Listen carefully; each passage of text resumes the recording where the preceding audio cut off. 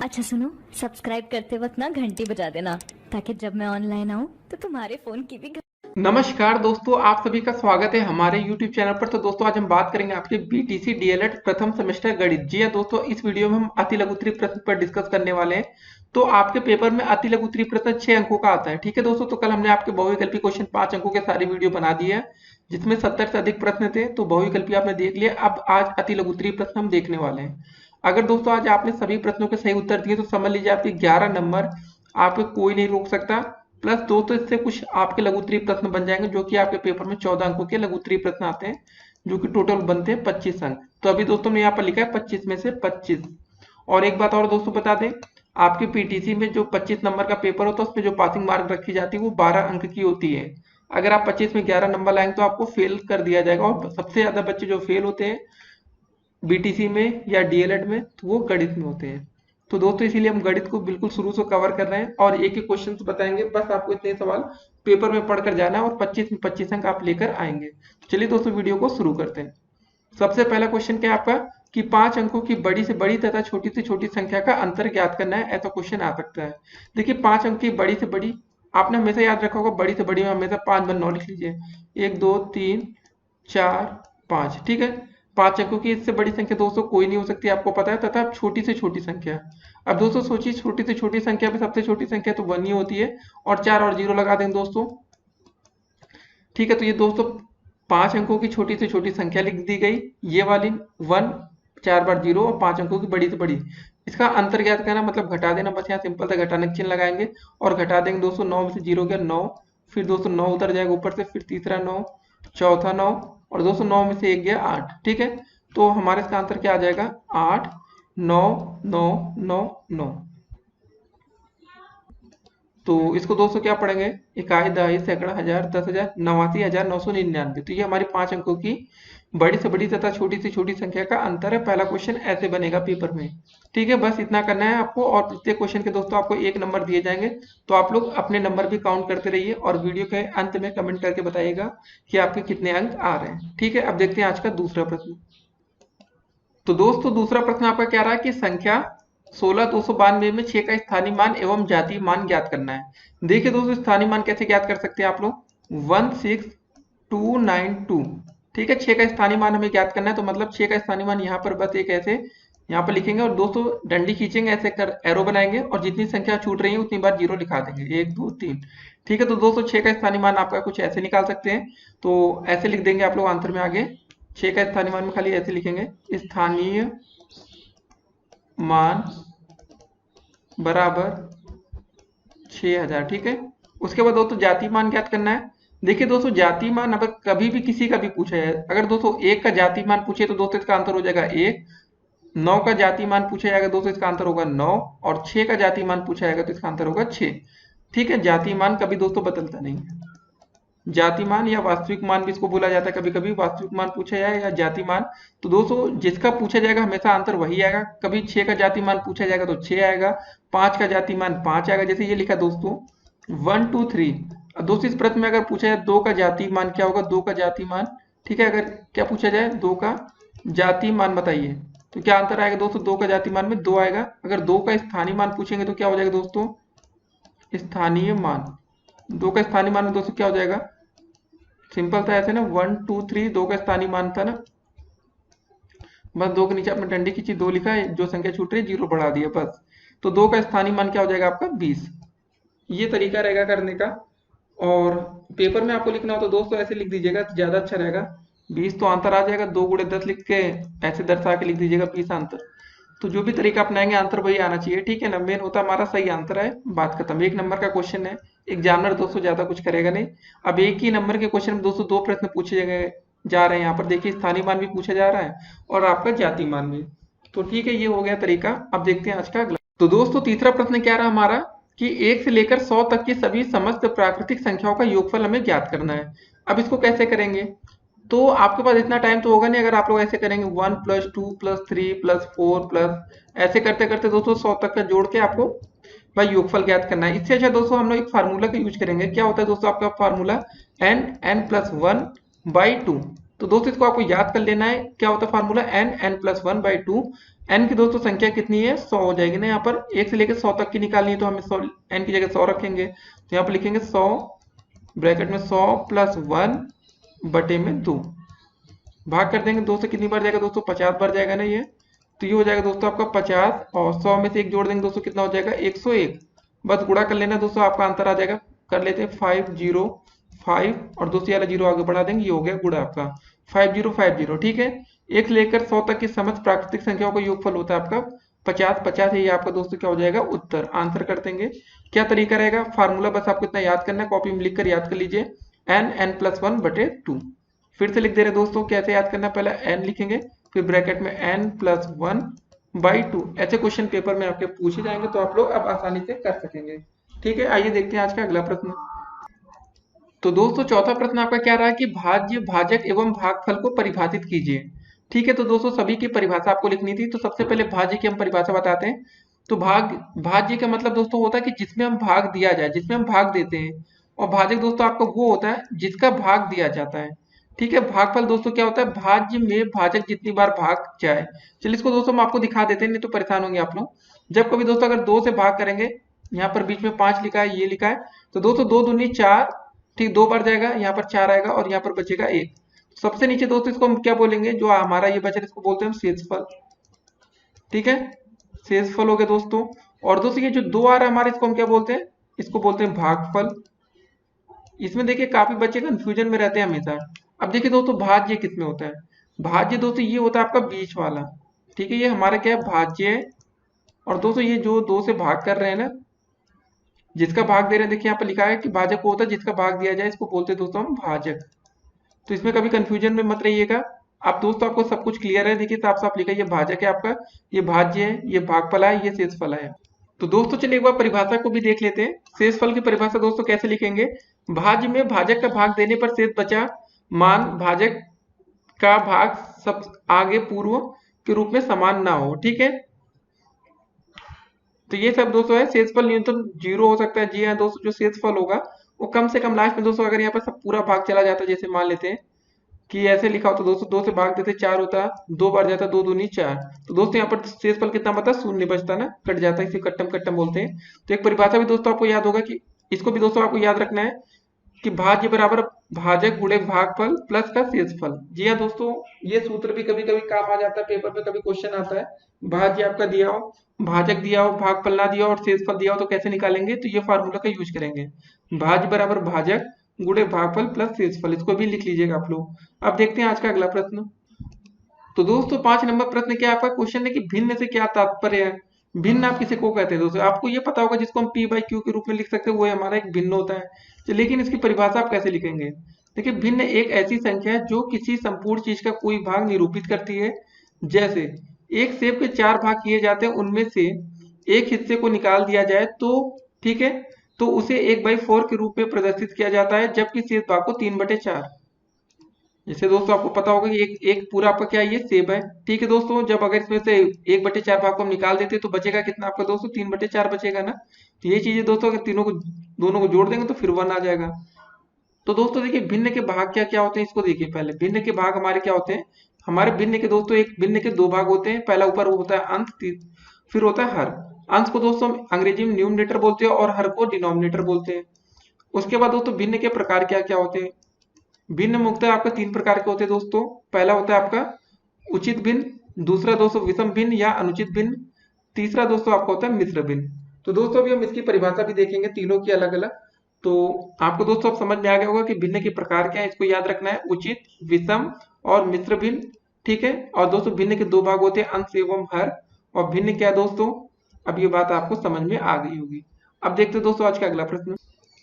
तो दोस्तों 6 number question हमारा क्या रहा कि संयुक्त भिन्न या मिश्र भिन्न किसे कहते हैं। देखिए दोस्तों, तो हम आपको तीनों भिन्नों के प्रकार, जो यहाँ पर आपके भिन्न के प्रकार दिए गए थे, उचित, विषम और मिश्र भिन्न, तो दोस्तों तीनों की परिभाषा आपको हमने अगले क्वेश्चन में ले आए हैं।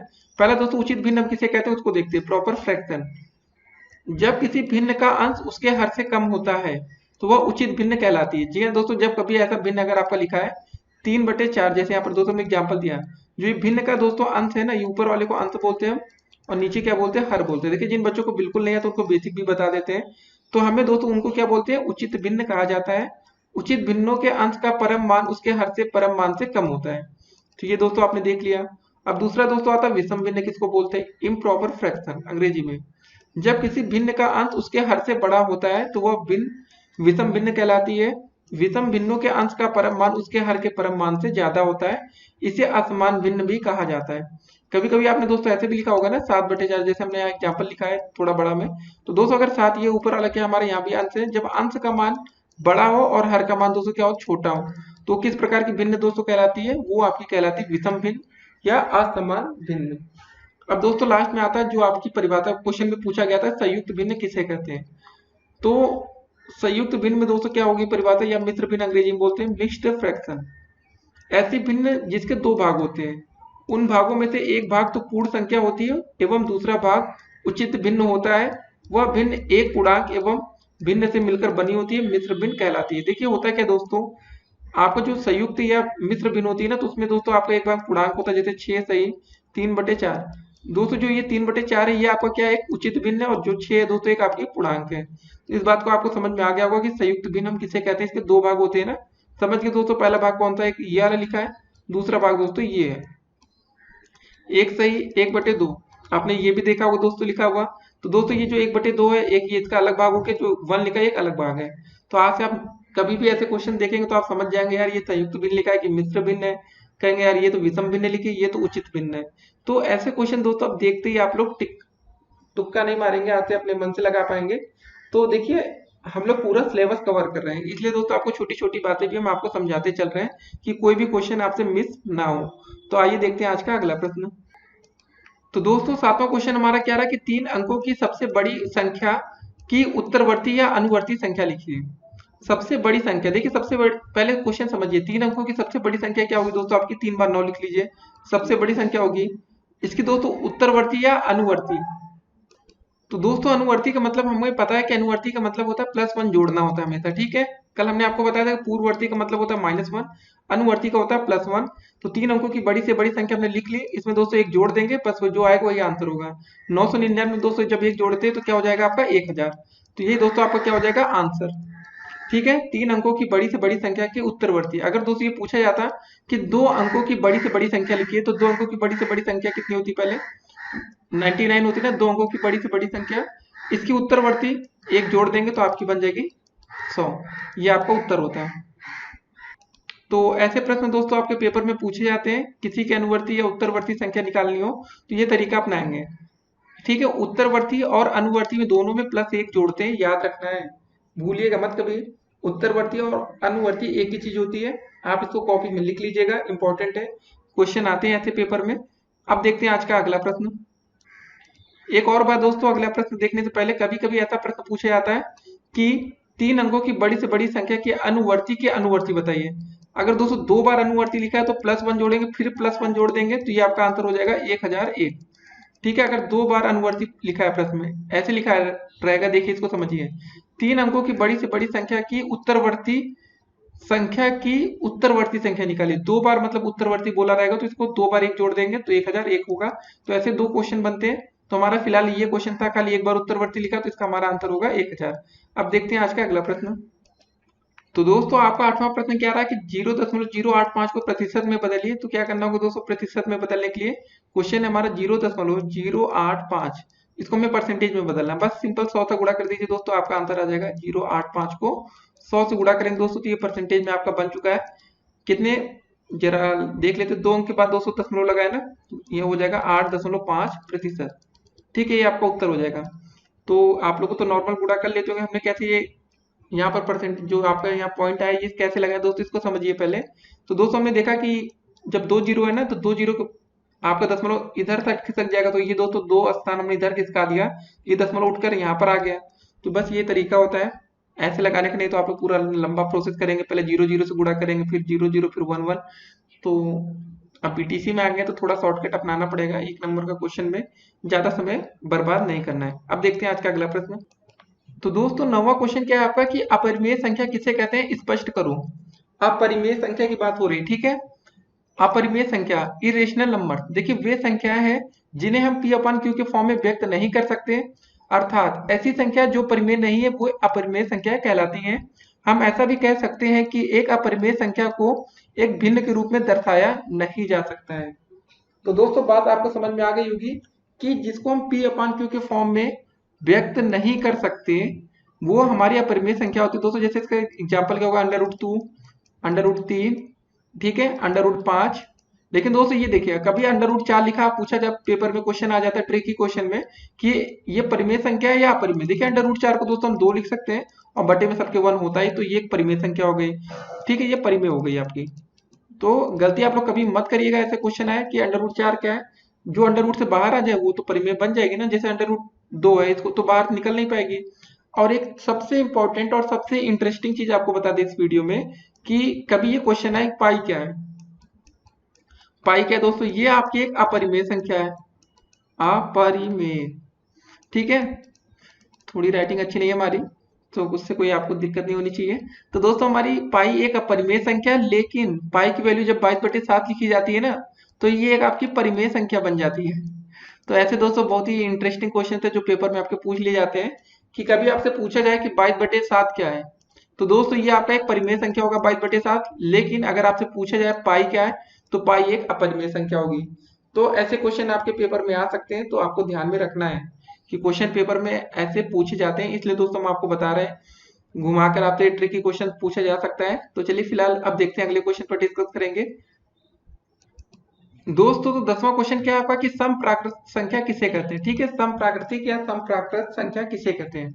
तो दोस्तों आपको पता है सम संख्या किसे बोलते हैं, जो आपकी संख्या दोस्तों 2, 4, 6, 8, 10, 12 दोस्तों ऐसे ऐसे चलती रहती है, उन्हें हम क्या बोलते हैं, सम प्राकृत संख्या। तो ऐसा क्वेश्चन पेपर में पूछा जा सकता है। तो दोस्तों ये रहे शुरुआत के 10 क्वेश्चन। तो अब दोस्तों देखेंगे आज का अगला प्रश्न। तो दोस्तों 11 नंबर क्वेश्चन क्या रहा आपका कि विषम प्राकृत संख्या किसे कहते हैं। तो दोस्तों विषम संख्या वे संख्या होती है जिसमें 2 का भाग पूरा पूरा ना जाए। तो दोस्तों विषम संख्या आपकी क्या हो जाएगी, 1, 3, 5, 7, 9, 11। तो दोस्तों ऐसे ऐसे बढ़ाते जाएंगे तो उसको जो हमारा समूह बनेगा वो होगा हमारा विषम प्राकृतिक संख्या या विषम प्राकृत संख्या। तो दोस्तों बस सिंपल सा आपको इतना ध्यान में रखना है जिसमें 2 का पूरा पूरा भाग ना जाए, ठीक है। तो ये रहा 11 नंबर प्रश्न। अब देखते हैं आज का अगला प्रश्न। तो 12 नंबर दोस्तों क्वेश्चन क्या रहा कि भाई अब गुणा भाग करना है, आपको ध्यान में देना कैसे करेंगे। देखिए सबसे पहले दोस्तों आपको बॉड मास रूल हम बता देते, कोई बॉड मास रूल बहुत बड़ा रूल नहीं है कि आप लोग परेशान हो बॉड मास को देखकर। देखिए बॉड मास का सिंपल सा एक तरीका होता है कि सबसे पहले अगर हमारे पास ब्रैकेट दिया गया हो तो इसको हम सॉल्व करेंगे। बी का मतलब ब्रैकेट, हिंदी में कोष्टक बोलते हैं। ओ का मतलब होता है दोस्तों ऑफ, हिंदी में का बोलते हैं। डी का मतलब होता है दोस्तों डिवाइड या भाग बोलते हैं, देखिए हिंदी में लिख देते हैं। सबसे पहले दोस्तों भाग करेंगे, फिर उसके बाद मल्टीप्लाई होता है, इसका मतलब गुणा होता है। ए का मतलब एडिशन होता है दोस्तों, इसको बोलते हैं जोड़ बोलते हैं। और एस का मतलब सब्ट्रैक्शन, जिसको बोलते हैं हम घटाना। तो दोस्तों अगर सबसे इतनी चीजें दी गई हैं भाग, गुणा, जोड़ और घटाना, तो सबसे पहले इसमें दोस्तों हम भाग वाले पार्ट को करेंगे नंबर 1 पर, उसके बाद दोस्तों हम गुणा करेंगे, उसके बाद जोड़ करेंगे और लास्ट में दोस्तों क्या करेंगे, घटाएंगे। सबसे पहले ब्रैकेट ओपन करना है, ये तो अलग चीज है। देखिए दोस्तों यहाँ पर ब्रैकेट आपका दिया गया है, इसको ध्यान से देखना है। सबसे पहले दोस्तों ये आपको जहां हम हाईलाइट करेंगे आपका मझला ब्रैकेट है, इसके बाद दोस्तों ये बड़ा ब्रैकेट है। तो सबसे पहले मझला ब्रैकेट के अंदर दिए गए चीज को सॉल्व करेंगे। तो ऐसे लिखेंगे 4 लिखा है, बड़े ब्रैकेट में 17 प्लस मझला ब्रैकेट 2 प्लस का 5 गुणे 3 मझला ब्रैकेट फिर बड़ा ब्रैकेट, ठीक है। तो दोस्तों जरा देखिए यहाँ पर हमारा बीच में किस चीज का चिन्ह दिख रहा है, ये हमारा जोड़ का चिन्ह है और दूसरे पर दोस्तों क्या दिख रहा है, गुणा का। तो यहाँ पर दोस्तों देख रहे हैं हम, यहाँ पर साइड में देखिए आप लोग गुणा पे हाईलाइट कर रहे हैं। तो ये दोस्तों गुणा पहले आता है कि जोड़ पहले आता है, बताइए। गुणा हमारा 2 नंबर पर है, जोड़ 3 पर है, तो पहले हम क्या करेंगे, गुणा करेंगे। तो पहले हमको ये पार्ट को करना होगा, देखिए इसको हाईलाइट कर रहे हैं। 5 गुणे 3 कितना होता है दोस्तों, 5 3 15। ये दोस्तों 2 लिखा है, ब्रैकेट वैसे बना देंगे जैसे बना था, बड़ा ब्रैकेट बना था। फिर यहाँ पर दोस्तों आपका था 17 प्लस का यहाँ चिन्ह, ठीक है, बाहर 4 लिखा था, ठीक है ना, 4 ये गुणे में। तो अब कुछ नहीं है दोस्तों अंदर, तो भाई जोड़ लेंगे, 15 2 17 हो गया, मझला ब्रैकेट खत्म। तो बाहर भी दोस्तों हमारा क्या है, जरा ध्यान से देखेंगे दोस्तों, ये क्या था, 5 या 15 2 17। तो दोस्तों बाहर भी हमारा क्या था, 17 था ना, इसको भी 17, ये बड़ा ब्रैकेट में है। और बाहर दोस्तों गुणे में 4 है। 17 17 दोस्तों कितना होता है, 34 होता है, और बाहर गुणे में 4 था बस। अब गुणा कर लेंगे, 4 चौके 16, 4 3 12, 1 13, ठीक है, 136। यही आपका उत्तर हो जाएगा। देखिए दोस्तों यहाँ पर गलती क्या होती है, कुछ बच्चे जल्दबाजी में जैसे 2 + 5 को पहले जोड़ देते हैं या इधर उधर करते हैं, तो गलतियां हो जाती हैं। तो लेकिन आपको बॉड मास रूल आपको पता होगा तो कभी गलती नहीं करेंगे। मेन दोस्तों बात यहाँ पर एक और होती है ना कि बॉड मॉस का रूल जब बड़े क्वेश्चन होते हैं वहां अप्लाई किए जाते हैं, वहां पर आप अच्छे से लिखेंगे। 1 नंबर के क्वेश्चन में दोस्तों आपको तो आइडिया होगा, लेकिन जो बच्चे बीए या बायो साइंस हो सकता है उनको ध्यान में ना हो। ठीक है, आप इसको ध्यान से एक बार बॉड मास को याद कर लेंगे कॉपी पर लिखकर कि कभी भी भाग, गुणा, जोड़ और घटाना ये आपका हमेशा क्रम होगा। सबसे पहले भाग करेंगे, फिर गुणा, फिर जोड़, फिर घटाना, और ब्रैकेट होगा तो पहले वो तो ओपन होगा ही होगा। अब देखते हैं आज का अगला प्रश्न। 13 नंबर प्रश्न दोस्तों रहा आपका कि X plus Y plus Z ये दे रखा है कि मान ज्ञात करना है। तो कैसे करेंगे आइए देखते हैं। दिया गया दोस्तों एक्स प्लस का वाई प्लस का जेड, बाहर माइनस का चिन्ह लगाया गया है, एक्स माइनस का वाई प्लस का जेड। देखिए दोस्तों जब ब्रैकेट के बाहर माइनस है, जब ये अंदर जाएगा तो क्या करेगा दोस्तों, इसको देखते हैं पहले। X plus Y plus Z ऐसे ही है, जब दोस्तों ये चिन्ह अंदर जाएगा तो ये एक्स माइनस में हो जाएगा। यहाँ पर पहले से माइनस था, यहाँ पर ध्यान से देखिए जरा दोस्तों, यहाँ अगर पहले से माइनस था तो यहाँ माइनस माइनस क्या हो जाएगा, प्लस हो जाएगा। और दोस्तों जेड की जगह प्लस का चिन्ह था तो यहाँ माइनस हो जाएगा। तो आप देखते हैं कि कुछ कट्टम पिट्टम होगा क्या, ये जेड से ये वाला जेड कट गया दोस्तों, ये एक्स माइनस का यहाँ से एक्स एक्स कट गया, ये वाई प्लस का दो वाई जुड़ जाएंगे दोस्तों, क्या हो जाएगा आपका 2y हो जाएगा। बस यही आपका उत्तर होगा। ठीक है, समझ में आ गया। अब देखते हैं आज का अगला प्रश्न। तो दोस्तों 14 नंबर प्रश्न हमारा क्या रहा कि 2480 का कितना प्रतिशत है, कितने प्रतिशत है। भाई जब परसेंटेज नहीं दिया गया तो हम क्या करते दोस्तों, हमने आपको कल बताया था कि 24 में 100 का गुणा कर देंगे, बटे 80 कर देंगे, बस आपका उत्तर आ जाएगा। एक जीरो से एक जीरो कट गया, 8 त्रिक का 24, 10 गुणे 3 दोस्तों कितना हो गया, 10 या 30। बस ये परसेंटेज का चिन्ह आ गया है ना। देखिए दोस्तों जब परसेंटेज को फिर से भिन्न में बदलना हो क्या करेंगे, 30/100 कर देंगे। ये होता तरीका आपका, ऐसे किसी भी क्वेश्चन को आप सॉल्व कर सकते हैं। और दोस्तों यहाँ पर जब आप 80 से गुणा कर देंगे तो आपको फिर से 24 मिल जाएगा, देख लीजिएगा, दो जीरो कट गया, 8 त्रिक का 24। ठीक है, तो अब दोस्तों ये बात आपको क्लियर हो गई होगी कि कभी भी ऐसा क्वेश्चन पूछा जाए कि 24 या 15, 25 का कितना प्रतिशत है, जब परसेंटेज का दोस्तों आपको चिन्ह नहीं दिया जाता, ठीक है ना, तो वहां पर आप हमेशा क्या करते हैं, 100 से गुणा करते हैं। जैसे दोस्तों ये क्वेश्चन बने 25 100 का कितना परसेंट है, आपको समझ में आ गया होगा कि इसका आंसर तो 25 ही आएगा। 100 का पूछा गया तो सिंपल से आप क्या करेंगे, 25 में हम 100 से गुणा करेंगे और ये वाले 100 से भाग कर देंगे, ये दो कट जाएगा, बचेगा आपका 25%।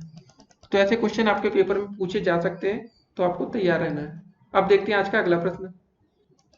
तो दोस्तों 15 नंबर क्वेश्चन क्या रहा आपका कि प्रतिशत किसे कहते हैं। ठीक है, परसेंटेज आपको बताना है किसे कहते हैं। देखिए प्रतिशत का शाब्दिक अर्थ प्रति सैकड़ा या शतांश या सौवे से।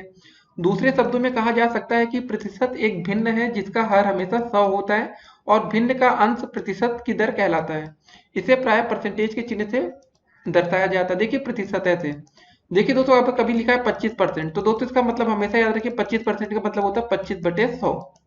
ठीक है, अगर दोस्तों कभी लिखा गया 1/4, इसको प्रतिशत में बदलिए तो दोस्तों क्या करेंगे, हमेशा 100 से गुणा कर देंगे, तो ये आ जाएगा दोस्तों 25, तो मतलब 25%। भिन्न को प्रतिशत में बदलने के लिए हमेशा 100 से गुणा होता है। अगर दोस्तों कोई भी चिन्ह परसेंटेज में दिया है, जैसे 10% दिया है, तो इसका मतलब साफ साफ होता है 10/100। ठीक है, यही दोस्तों यहाँ पर लिखा है कि प्रतिशत का शाब्दिक अर्थ प्रति सैकड़ा या शतांश या सौवे से। तो दोस्तों देखिए जो 10% का मतलब क्या होगा, प्रति सैकड़ा, बटे में 100 हो गया आपका ना, यही प्रति सैकड़ा शतांश या 100वां भाग है, यही होता है दोस्तों आपका प्रतिशत। बस इतना याद रखना है। कभी भिन्न को प्रतिशत में बदलना होगा दोस्तों तो क्या करेंगे, जैसे लिखा 0.35, तो इसको दोस्तों प्रतिशत में बदलना तो सबसे बड़े दशमलव हटाइए, 2 जीरो बढ़ाइए। हमेशा क्या बोले हमने, भिन्न को प्रतिशत में बदलने के लिए 100 से गुणा करेंगे, ये 2 जीरो कट गया, 35% बन गया। ठीक है, तो ऐसा क्वेश्चन दोस्तों आज हमने देखा है, लेकिन आपको हम और अच्छे से सोच रहे थे समझा दें। अगर दोस्तों कभी ये लिखा है 0.01, इसको प्रतिशत में बदलिए तो 100 से गुणा कर लेंगे, लेकिन आप हो सकता है थोड़ा डर जाए, ये इस दशमलव चिन्ह को हटाएंगे दोस्तों, 2 अंक था ना, तो 2 जीरो नीचे बढ़ जाएगा और 100 से गुणा कर देंगे सिंपली, 2 जीरो से ये 2 जीरो कट गया, 1% आ जाएगा आंसर। तो ऐसे प्रश्न दोस्तों आपके पेपर में पूछे जाते हैं। तो प्रतिशत समझ गए, भिन्न को प्रतिशत में कैसे बदलेंगे ये समझ गए, प्रतिशत को भिन्न में कैसे बदलेंगे ये समझ गए। तो अब देखेंगे आज का अगला प्रश्न। तो दोस्तों 16 नंबर क्वेश्चन क्या रहा आपका कि दशमलव भिन्न को प्रतिशत में कैसे बदला जाता है। तो अभी इससे पहले क्वेश्चन में दोस्तों हमने देखा था कि दशमलव भिन्न को, ठीक है, तो कैसे करेंगे दोस्तों इसको। देखिए दशमलव भिन्न में मतलब जैसे हम ले लेते हैं 3.5, 4.5, 2.5, कुछ भी ले सकते हैं। तो दोस्तों सबसे पहले 3.5 को हम क्या लिख सकते हैं, ये दशमलव हटाएंगे तो क्या होगा, नीचे जीरो आ जाएगा ना, 35/10 हो जाएगा। तो दोस्तों जैसे 4.5 लिखा है, दशमलव का चिन्ह हटाएंगे, नीचे एक जीरो आ जाता है। 2.5 में हटाएंगे, नीचे 10 आ जाएगा।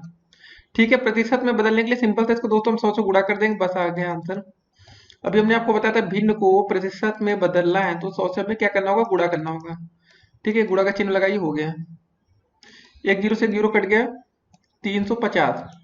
ये 200 परसेंटेज आ गया, यहाँ से एक जीरो कट जाएगा, 450% आ गया प्रतिशत। और दोस्तों ये जीरो से जीरो कट गया तो 250% आ गया। तो दोस्तों मैं आपको 3 एग्जाम्पल एक साथ दिखा दिए कि अगर कभी भी दोस्तों ऐसा क्वेश्चन आपके पेपर में आ जाए कि दशमलव भिन्न को प्रतिशत में कैसे बदला जाता है, तो सिंपल सा आप 100 से गुणा भी कर सकते हैं, लेकिन हम आपको समझाने के लिए बता दिए। अगर जैसे ये लिखा दोस्तों 1.5 को अगर आप प्रतिशत में बदलना चाहते हो तो सिंपल सा 1.5 गुणे 100 कर देंगे। ठीक है, आगे परसेंटेज का चिन्ह लगाना ना भूलिएगा। गुणा करने में दोस्तों आएगा आपका 150%। अगर आपको थोड़ी मैथ कमजोर है तो एक चीज ध्यान दीजिए, 1.5 लिखा 100 से गुणा करने से पहले इसको हटा के नीचे दोस्तों आप क्या बना लेंगे, भिन्न बना लेंगे। अब हो गया दोस्तों ये आपका 15/10। अगर आप इसको आप परसेंटेज में बदलना है तो 100 से फिर गुणा करना ही रहेगा, तो एक जीरो से जीरो कट गया, 10 गुणे 15 150। ये तरीका थोड़ा आसान होता है दोस्तों कि पहले दशमलव का चिन्ह हटा ले तो आपको ज्यादा अच्छे से समझ में आ जाएगा। अब देखिए दिक्कत कहाँ आती है ना, सिंपल क्वेश्चन में नहीं आती। जैसे दोस्तों ये लिखा आपका, चलिए ये लिखा जैसे 0.001। अब इसको आपको परसेंटेज में बदलना है, कैसे बदलेंगे? ऐसे आपको थोड़ा मुश्किल लग रहा है, लेकिन अगर आप दोस्तों ये दशमलव चिन्ह हटाएंगे यहाँ पर तो नीचे कितने जीरो आ जाएगा दोस्तों, 3 अंक के बाद है ना, तो 3 जीरो बढ़ा दीजिए, गुणे 100 कर देंगे। अब परसेंटेज में बदलना है, ठीक। 2 जीरो से 2 जीरो कट गया, 1/10 लिखा है दोस्तों। 1/10 को हम क्या लिख सकते हैं, 0.1%, 0.1%। तो ऐसे कर सकते हैं, ये आसान तरीका रहता है। अब देखेंगे आज का। तो 217 नंबर क्वेश्चन क्या रहा आपका कि अभाज्य संख्या किसे कहते हैं? देखिए सिंपल से शब्दों में आप ये कह सकते हैं, वे संख्या जो सिर्फ खुद से कटती हैं और एक से कटती है उसे हम अभाज्य संख्या कहते हैं। जैसे दोस्तों 2 हो गया, दोस्तों 2 किससे किससे कटता है, 2 एक से कटेगा और 2 से कटेगा।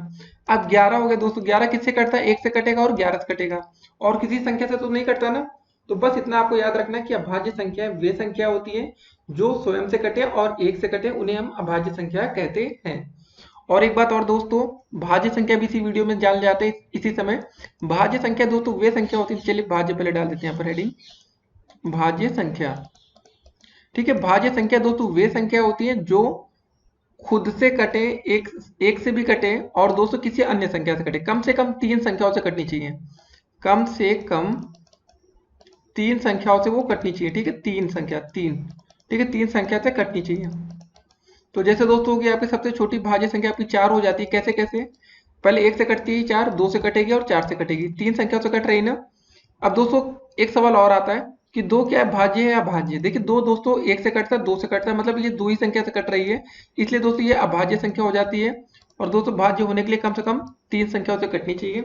तो आई थिंक आपको अच्छे से समझ में आ गया होगा कि सबसे ज्यादा दोस्तों कंफ्यूजन आपको 2 में ही होती है। तो 2 आपकी अभाज्य संख्या क्यों है? क्योंकि यह स्वयं से कटती है और सिर्फ 1 से कटती है और किसी अन्य संख्या से नहीं कटती। अब देखते हैं आज का अगला प्रश्न। तो दोस्तों 18 नंबर क्वेश्चन क्या है कि दो संख्याओं का महत्तम समापवर्तक 16 तथा उनका गुणनफल 6400 है, तो उनका लघुत्तम समापवर्तक ज्ञात कीजिए। तो हमने आपको एक फार्मूला बताया था कि कभी ऐसा क्वेश्चन आ जाए तो इसका फार्मूला होता है लासा, इसको अंग्रेजी में बोलते हैं एलसीएम। ठीक है, लासा गुणे मासा, मासा का मतलब वही महत्तम समापवर्तक। और दोस्तों दोनों संख्याओं का गुणनफल हमें दे रखा है, पहली और दूसरी संख्या। तो चलिए ठीक है, गुणनफल का मतलब दे रखा है तो सीधे लिख देंगे 6400, जो क्वेश्चन में दिया गया हमें। तो इसका दोस्तों हमें मासा लासा निकालना ना, एलसीएम नहीं पता। लासा को दोस्तों हम थोड़ी देर के लिए पी मान लेते हैं, पी गुणे मासा दे रखा है आपका 16 बराबर 6400। बस पी बराबर क्या हो जाएगा, 16 नीचे चला जाएगा 64 के। ठीक है, 6400 के नीचे जाएगा, 16 से भाग करेंगे, 16 चौके 64 0 0। तो दोस्तों हमारा पी की मतलब वैल्यू आ गई 400, या हम इसको सीधे दोस्तों बोलेंगे पी का मतलब हमारा है लघुत्तम समापवर्तक या लासा या एलसीएम। ठीक है, ये 400 आ गया हमारा उत्तर। इस तरह दोस्तों हम कर सकते हैं, कभी ऐसा क्वेश्चन दिया गया हो पेपर में। तो कभी कभी दोस्तों ऐसे प्रश्न में ये बोलते हैं कि मासा 16 दे देते हैं और बोल देंगे कि पहली संख्या हमारी जैसे 12 है, दूसरी संख्या 14 है, और उनका एलसीएम निकालिए।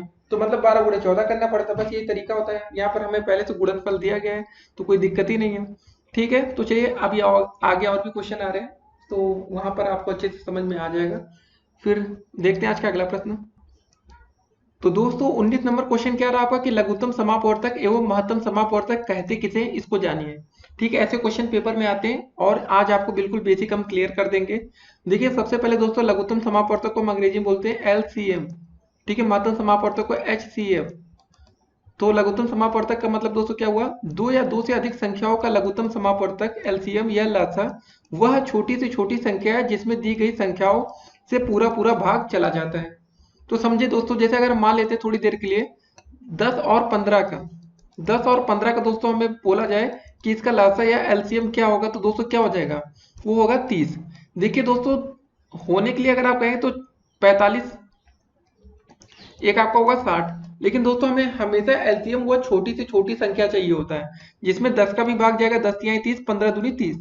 समझ रहे हैं बात। और 10 से 60 भी कट जाएगा, लेकिन दोस्तों ये संख्या बड़ी हो जाती है, लेकिन हमें हमेशा छोटी से छोटी संख्या चाहिए होती है जिसमें ये 10 और 15 जो हमारी दी गई संख्या है दोनों का भाग आसानी से चला जाए।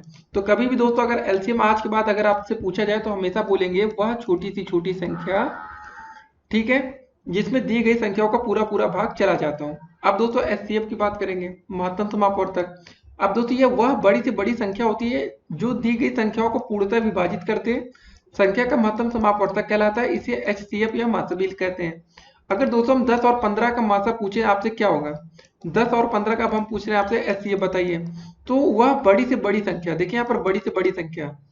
तो दोस्तों देखिए 10 और 15 5 से कट जाएंगे ना, 5 या 15, 5 दूनी 10। तो चलिए कोई और संख्या लेते हैं, नहीं तो आप लोग कंफ्यूज होंगे यहाँ पर। तो दोस्तों 10 और 20 का अगर हम आपसे पूछें HCF क्या होगा, तो आप क्या बताएंगे। तो दोस्तों देखिए 10 और 20 का आपका HCF जो आएगा वो आएगा आपका 10। आप कहेंगे ये कैसे होगा, देखिए इसमें आप 5 नहीं कह सकते, 5 से 5 दूनी 10 और 5 चौके 20 कट तो रहा है, लेकिन हमें बड़ी से बड़ी संख्या बतानी है जिससे 10 और 20 दोनों कट जाए। अब थोड़ी देर के लिए दोस्तों चलिए कुछ और लेते हैं, जैसे मान लेते हैं 30 और 45। अब देखिए दोस्तों 30 आपका 3 से भी कट जाएगा, 3 से 45 भी कट जाएगा, 5 से भी 5 अंक 30, 5 9 45। ठीक है, अब दोस्तों एक और आता है हमारा 15। तो दोस्तों हमें इसका HCF क्या होगा बताइए, तीनों संख्याओं से आपकी 30 और 45 कट रही है, इसका HCF क्या होगा। तो दोस्तों इसका HCF हमेशा बड़ी से बड़ी संख्या होगा, मतलब इसका HCF होगा आपका मासा 15, 15 तिहाई 45, 15 दूनी 30। अब इससे बड़ी संख्या तो दोस्तों कुछ होगी नहीं, 30 से अगर 30 को काटेंगे तो 45 नहीं कटेगी। ये बात आपको समझ में आ गई होगी। अगर हम 30 और 45 का आपसे लासा पूछे तो क्या होगा, 30 और 45 का, तो दोस्तों 30 और 45 की छोटी से छोटी संख्या होगी आपकी 90। 30 त्रिक का 90, 45 दूनी 90। ठीक है दोस्तों, 30 और 45 दोनों से 90 कट रहा है, छोटी से छोटी संख्या है। अब दूसरी 180 हो जाएगी, लेकिन ये थोड़ी बड़ी हो जाएगी, तो हमें छोटी से छोटी संख्या में LCM निकालना होता है। अब निकालते कैसे हैं इसको भी आपको दिखा देते हैं, किस विधि से HCF और LCM निकाला जाता है। तो दोस्तों कोई भी चीज को हल करने के लिए हमेशा दो तरीके होते हैं, एक भाग विधि है आपका, एक गुणनखंड विधि है। तो जैसे आपको LCM निकालना है दोस्तों 15, 30 और 45 का दोस्तों हम आपको निकाल कर दिखा देते हैं अभी। 30 और 45 का दोस्तों LCM निकालने के लिए सिंपल सा तरीका यही है आपका। ठीक है, आप ऐसे करेंगे, सबसे पहले दोस्तों छोटी संख्या से भाग दिया जाता है, 15 बार जाएगा, ये 45 नहीं कट रहा है। फिर दोस्तों आप 3 से ट्राई करेंगे, 3 पचे 15 और 15 तिहाई 45। फिर दोस्तों 5 से भाग करेंगे, फिर से 3 से कर लें, 15 कट रहा है ना, 3 पचे 15 और फिर लास्ट में दोस्तों हमारा 5 से कट जाएगा, 5 एकम 5, 5 एकम 5। अब गुणा कर लेंगे दोस्तों, 3 दूनी 6, 6 त्रिका 18, 18 पचे 90। तो दोस्तों ये इसका LCM 90 आ गया। बस ये तरीका होता है आपका LCM निकालने का। अब दोस्तों HCF निकालना, तो 30 से 45 में भाग कर देते हैं जरा, तो कितनी बार जाएगा, 30 एकम 30, यहाँ बच गया 15। फिर 15 से दोस्तों 30 में भाग कर देंगे, 15 दूनी 30। ठीक है, 15 से कट गया, तो दोस्तों हमारा HCF कितना निकला है, 15 आ गया। ठीक है, यही तरीका होता है, बस आसान तरीका होता है दोस्तों दोनों। तो चलिए आगे और आपको अच्छे से समझाया जाएगा, लेकिन अभी आपका बेसिक चल रहा है। तो एक ही क्वेश्चन में दोस्तों हमने कितने क्वेश्चन समझ लिए आज, तो आप भी समझते चलिए दोस्तों। कोई टीचर दोस्तों आपको इतना अच्छे से एक्सप्लेन नहीं करेगा, क्योंकि अब आप लोग BTC में आ चुके हैं, लेकिन हम चाहते हैं कि आपको पूरा बेसिक आपको पता हो, पेपर में कैसा भी प्रश्न है आप उसको कर सकें। अब देखते हैं आज का अगला प्रश्न। तो दोस्तों 20 नंबर क्वेश्चन क्या रहा, आपने अभी LCM और HCF बहुत अच्छे से समझा होगा, तो इस क्वेश्चन को बहुत आसानी से कर जाएंगे कि वह छोटी से छोटी संख्या ज्ञात करें जो 10, 20, 30 एवं 40 तथा 50 से भाग देने पर प्रत्येक दशा में 7 शेष बचे। दोस्तों जब आप 10 से भाग करेंगे तब भी 7 बचना चाहिए, 20 से भाग करेंगे दोस्तों तब भी 7 बचे, 30 से भाग करें तब भी 7 बचे, 40 से करें तब भी 7, और 50 से भाग करने पर भी 7 बचे। तो क्या करना चाहिए भाई, छोटी से छोटी संख्या है दोस्तों, अभी आपने पढ़ा है। तो सबसे पहले आप लोग 10, 20, 30, 40 और 50 का दोस्तों LCM निकाल दीजिए आप लोग। ठीक है, एलसीएम निकालेंगे कितनी बार जाएगा, पहले 2 से करेंगे, 2 पंजे 10, 2 दामा 20, 15 बार जाएगा दोस्तों, ये जाएगा 20 बार और ये जाएगा 25 बार। ठीक है, अब दोस्तों फिर 2 से भाग करेंगे, यहाँ 5 था, 2 पंजे 10। देखिए आप लोग बिल्कुल सीरीज से करेंगे क्योंकि भाई एग्जामिनर स्टेप वाइज आजकल मार्किंग होती है ना, स्टेप वाइज, तो ध्यान रखेंगे। 2 दामा 20 और ये, और फिर से 2 से भाग कर लेते हैं एक बार, क्योंकि जल्दबाजी में आप लोग, हमें पता है कि शॉर्टकट करेंगे लेकिन गलतियां होती हैं और एग्जामिनर भाई नंबर काट सकता है आपका। ठीक है, और दोस्तों भाग करेंगे 3 से ना, 15 है तो कट जाएगा, तो 5 5 3 5 15, फिर 5 और यहाँ बचा 25। तो दोस्तों अब सीधे भाई 5 से भाग ले जाएंगे, 5 एकम 5, 5 एकम 5, 5 एकम 5, 5 एकम 5, 50 25, एक बार 200 और 5 जाएगा, 1 2 3 4 फिर 1। ठीक है, मतलब बार बार 1 आ गया, तो बस एलसीएम आ गया। एलसीएम दोस्तों निकल गया, तो कैसे अब एलसीएम पता करेंगे, सबका गुणा कर लेंगे, ये जो आपका है पूरा सबका सीरीज में गुणा करेंगे। सबसे पहले दोस्तों आपका क्या लिखा है यहाँ पर देखते हैं, 2 लिखा है, फिर दोस्तों दोबारा 2 लिखा है और 3 बार 2 है ना, फिर एक और बार 2 लिख देंगे, 3 बार 2। फिर दोस्तों देखिए 3 कितनी बार है, एक बार 3 आ रहा है तो 3। फिर दोस्तों क्या है, 5 आपका एक बार 2 बार है, तो 5 गुणे 5। ठीक है, अब गुणा कर लेते हैं दोस्तों, 2 दूनी 4, 4 दूनी 8, 8 त्रिक 24, 24 पंजे 120 और 120 पंजे होता दोस्तों आपका 600। ठीक है, तो आपको गुणा करने पर आ गया 600 आ गया। ठीक है, आपका भाई एलसीएम तो निकल आया, लेकिन अभी क्वेश्चन खत्म नहीं हुआ, हमें एलसीएम नहीं निकालना, लेकिन बोला गया प्रत्येक जब भाग करें तो प्रत्येक दशा में कितना बचे, 7 शेष बचे। तो दोस्तों जब प्रत्येक दशा में 7 शेष तब बचेगा जब आपको इसमें 7 जोड़ देंगे। अब आपका आंसर आ गया 607।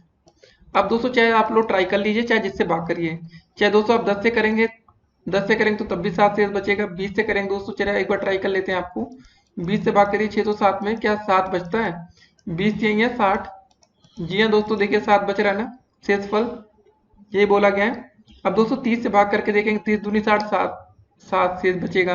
अब जरा 40 से भी भाग करके आपको देख लेते हैं, 607 है ना हमारा, 40 से भाग करते हैं, 607 कितनी बार जाएगा, पहले एक बार जाएगा 40, तुम 40, यहाँ 0 2 7। अब 40 पंजे होता है दोस्तों 200 होता है। ठीक है, फिर 7 शेष बच गया। वैसे 50 से भाग करेंगे दोस्तों कितनी बार जाएगा, 4 बार जाएगा, 50 चौके 200, फिर 7 शेष बचेगा। और जब दोस्तों, हाँ वो तो क्या सभी तो हो गए। ठीक है, तो बस यही तरीका था क्वेश्चन करने का, आसान था ना। तो आपने एचसीएफ और एलसीएम को दोस्तों, इससे हाई लेवल का क्वेश्चन आपके बीटीसी में नहीं पूछा जाएगा। अगर कोई क्वेश्चन आएगा तो इसी से रिलेटेड होगा, इतना शेष बचे या ये जोड़ा जाए, तो आप लोग ऐसे क्वेश्चन कर लेंगे। अब देखेंगे आज का अगला प्रश्न।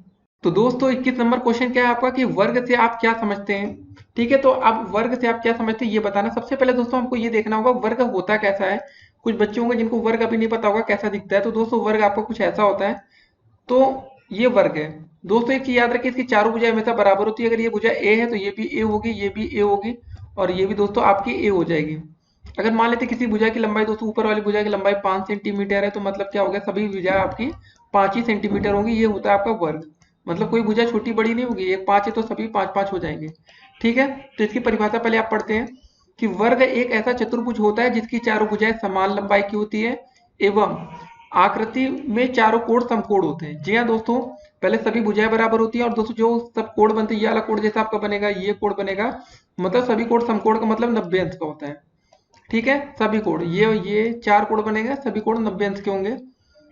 अब वर्ग के गुणधर्म देखेंगे दोस्तों हम लोग कि इसके गुणधर्म क्या होते हैं वर्ग के, कि एक वर्ग में चारों भुजा की सभी लंबाई समान होती है, एक वर्ग में बनने वाले चारों कोण समकोण होते हैं।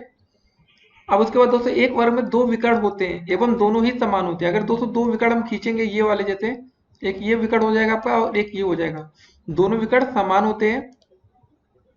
वर्ग के दोनों विकर्ण एक दूसरे को समकोण पर द्विभाजित करते हैं। जी हाँ दोस्तों, मतलब अगर ये जहां पर कटिंग होती है ना, ये आपका एक समकोण बनता है 90 अंश यहाँ पर।